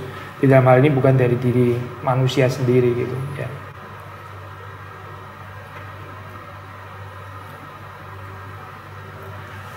Saya ada tulis bagian ini agak detail di Indonesia dari 4 perspektif pertama dari perspektif biblical, terus dari perspektif ekumenikal, maksudnya perspektif Eastern Orthodox, Roma Katolik, Lutheran dan Reform di buku Human Being Human gitu. Maksudnya being human di dalam arti being virtuous gitu. Try to develop pengertian being human as being virtuous gitu ya. Dan virtuous itu eschatological gitu ya. Kita itu menjadi gitu. Kita ini namanya? Sebentar ya. Dan nih supaya persis ininya sendiri juga lupa. Saya tutup bukunya dengan kalimat sedikit ada echoing ini René Descartes. Kalau René Descartes kan ini itu I think therefore I am ya.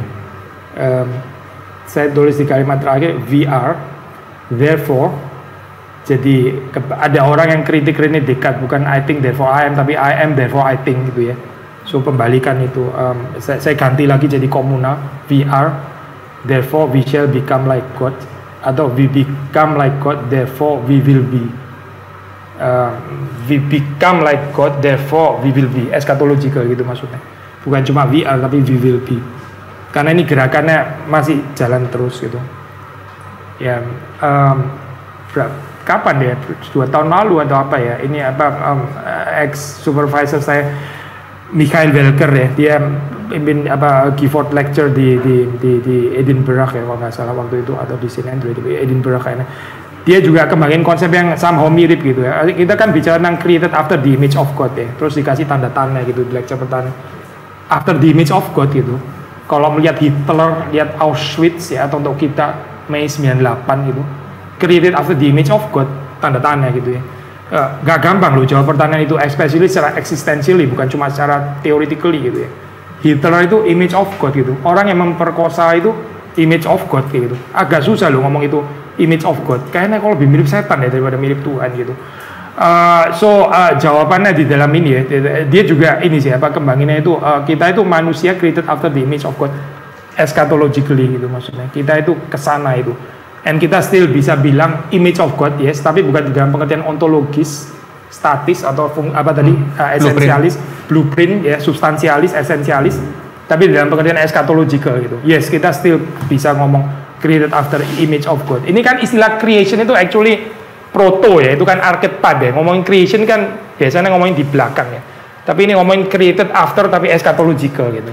Ya, somehow paradoxical gitu. Ya tadi creationnya harus ditransformasi, bukan creation versi deisme, tapi versi Alkitab. Karena bagi Tuhan tidak ada kemarin, masa kini maupun masa depan, semuanya masa kini. Ya, Bu. Ini ada pertanyaan dari Jayapura nih Pak, dititipin pertanyaan. Pertanyaannya begini, tolong ditanyakan mengenai Filipi 4 ayat 5. Hendaklah kebaikan hatimu diketahui semua orang, Tuhan sudah dekat. Dan juga pertanyaan yang mengenai bagaimana dengan memberi dengan tangan kanan, jangan diketahui dengan tangan kiri. Ini majelis gereja nih yang nanya. Terima kasih. Ini ada ini ya, ada varian manuskrip actually ya di dalam bagian ini ya. Kalau saudara bandingin sama terjemahan Inggris itu, ini kan Indonesia pakai terjemahan kebaikan hatimu ya. Kalau di bahasa Inggris itu either pakai gentleness, which is your kelemah lembutan, atau your reasonableness ya. Your reasonableness itu be known to everyone. Agak lain loh ya nuansanya dengan kebaikan hati gitu. Maksudnya ini nggak bicara tentang, ini bicara either reasonableness atau gentleness, whereas Indonesia terjemahin dengan kebaikan hati. Oke lah, in any case memang gentleness juga termasuk virtues ya. Apakah itu berarti terus kemudian kita jadi pameran gentleness? Saya pikir gini ya, nggak usah pakai ayat inilah. Kalau mau pakai yang paradoks sudah ketemu di dalam Matius itu sendiri. Matius juga yang mengatakan tangan kiri tangan kanan jangan mengetahui gitu kan. Itu Matius kan ya. Tapi Matius yang sama ngomongin lampu yang jangan ditaruh di bawah gantang kan, itu juga Matius itu. Maksudnya kalau mau pakai nggak usah pakai Filipi lah, pakai Matius saja. Matius sudah ada dua konsep dan itu nggak ada benturan sama sekali gitu. Ini kan lampu yang nggak di bawah gantang itu kan bukan di dalam pengertian showing off spirituality ya, bukan, pasti bukan itu.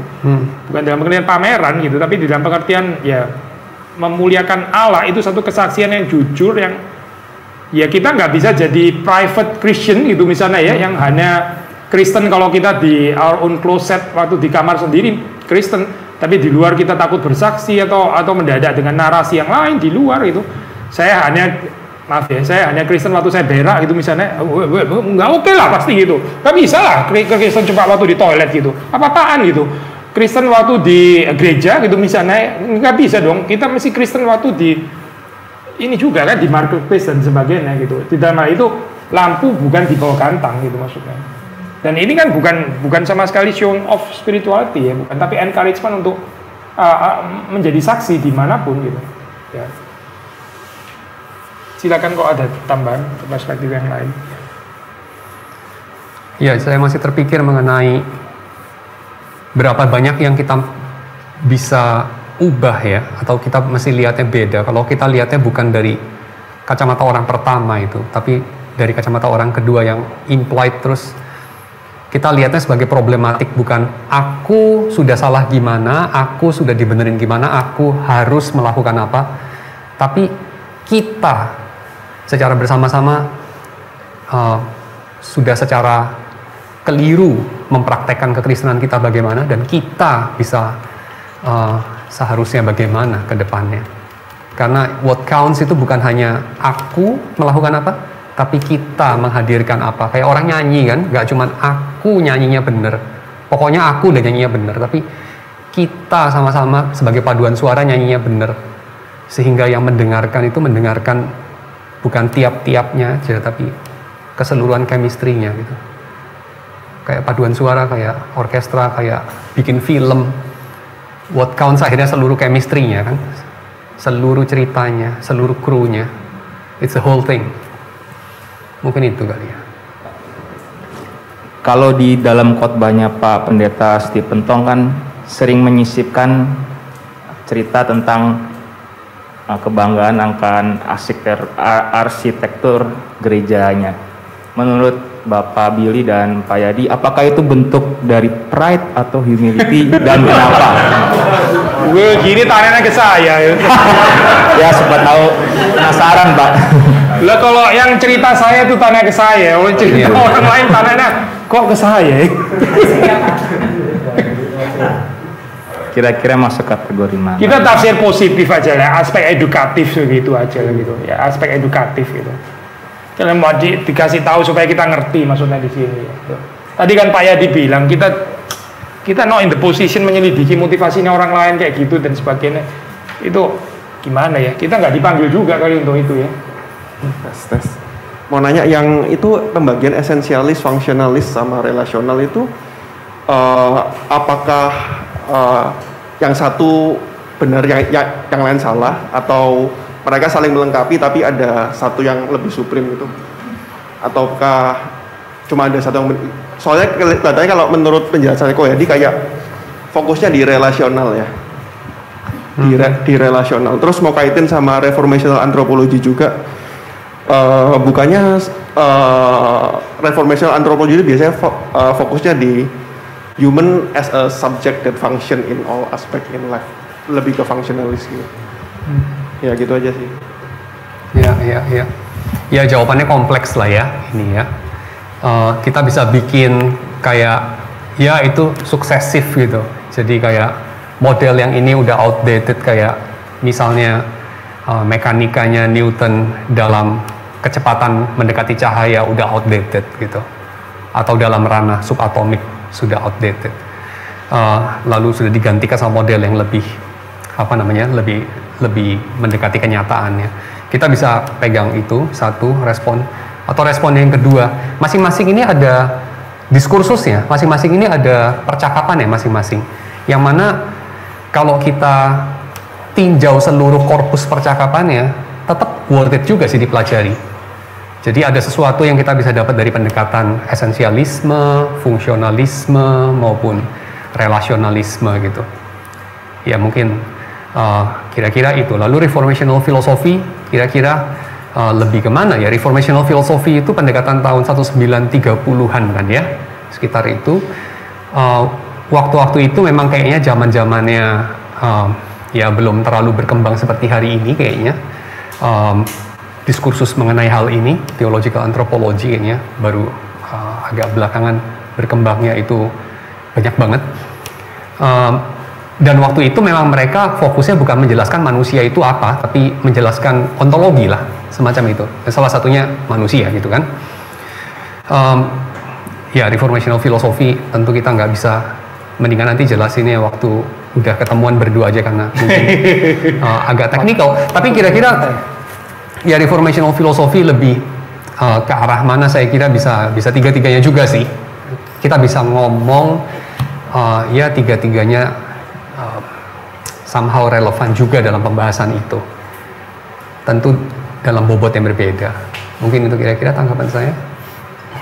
Pak Billy, Pak Yadi, mau tanya dalam pandangan Seven virtues. Ya, seven heavenly virtues. Bagaimana seseorang itu dapat memahami menerima perbedaan tanpa mengurangi keorangan dari seseorang. Contohnya mungkin bisa dua ya.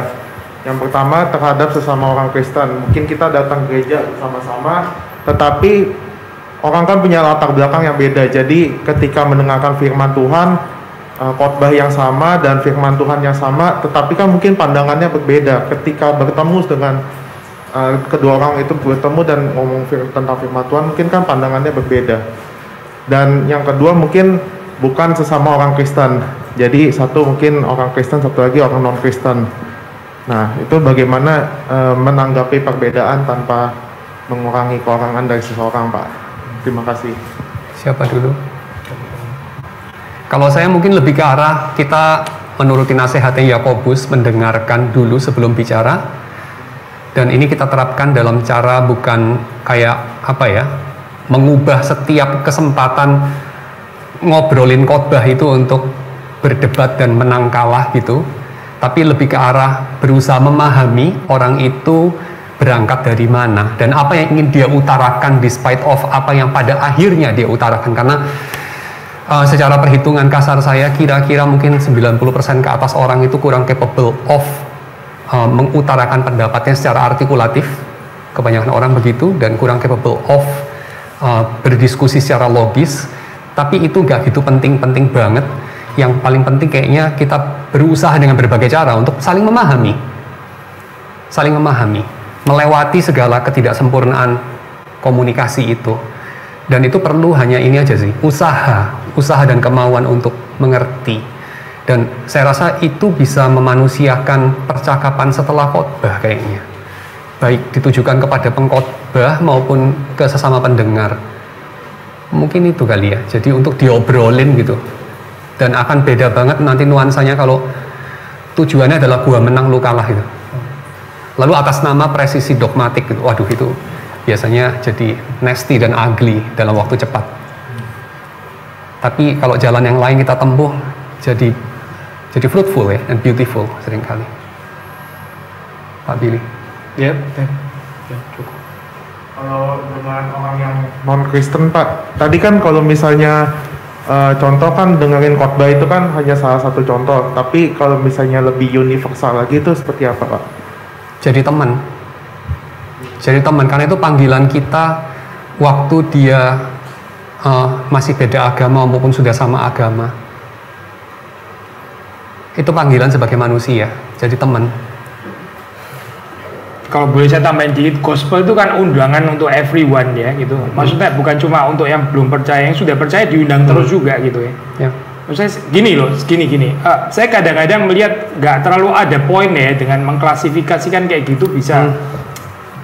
Saya bukan nggak percaya ada klasifikasi itu, tentulah ada yang belum percaya dan sudah percaya memang ada. Tapi keep an eye untuk ini terus itu apa ya gitu maksudnya itu untuk apa ya gitu. Iya.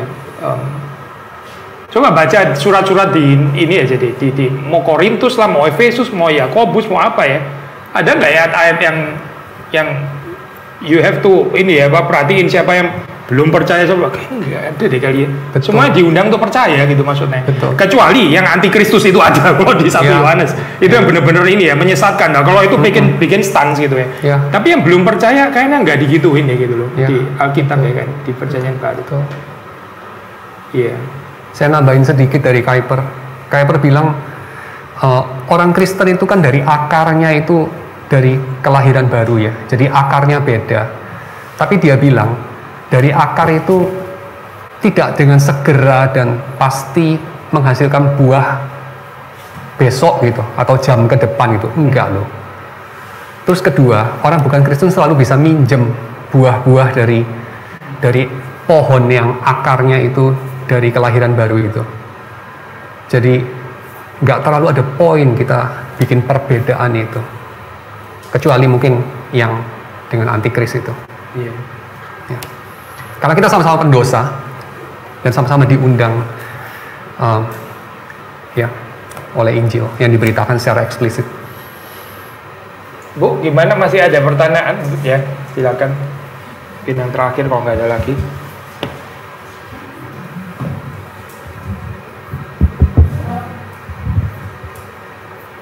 kebajikan itu apakah sampai saya mengorbankan diri seperti Yesus Kristus? Padahal saya kan tidak sama dengan Yesus Kristus gitu loh Pak. Ngerti nggak? Iya. Yeah. Jadi apakah sampai mengorbankan diri seperti dia? Padahal kan saya beda dengan dia kan. Misinya pun beda barangkali. Ya kan? Ya itu. Oke, thank you pertanyaan. Ntar Pak Yadi bisa tambahin ya. Memang kita bukan Yesus Kristus, tapi Alkitab kan justru the good news-nya adalah Kristus di dalam kita dan kita di dalam Kristus kan itu gitu. Memang panggilan kita pasti beda di dalam pekerjaan partikular, kayak kita mungkin nggak dipanggil untuk tinggal di Israel ya. Mungkin kita nggak dipanggil untuk matinya disalib dan sebagainya. Anyway, penghukuman itu sudah nggak ada sekarang. Mungkin ya di dalam hal ini gitu. Kita likely juga nggak layak jadi martir seperti Yesus Kristus atau Stefanus atau siapa gitu ya. Kita punya panggilan yang lain, di dalam hal itu ada beda-beda betul gitu. Tapi ada panggilan universal. Salah satunya adalah berkorban itu tadi gitu. Panggilan mencintai itu untuk orang di Israel atau di Indonesia itu untuk semuanya gitu. Panggilan itu hidup berkorban, menyangkal diri. Itu mau yang di Israel mau di Yunani, semuanya dipanggil untuk berkorban. Itu panggilan universal gitu. Tapi berkorban nggak harus matinya di kayu salib, memang bisa berkorban di dalam hal yang lain, tapi tetap panggilan berkorban gitu ya.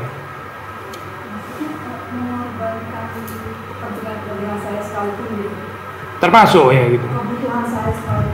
Iya, cuma gini loh, kalau di Alkitab gini, ini jangan ditafsir ini ya ke arah selfless, terus kemudian saya nggak punya keinginan sama sekali, terus saya nggak boleh punya kepentingan. Alkitab kan beautifully mengatakan hendaklah setiap orang jangan memperhatikan kepentingan dirinya sendiri saja, tapi kepentingan yang lain juga gitu ya.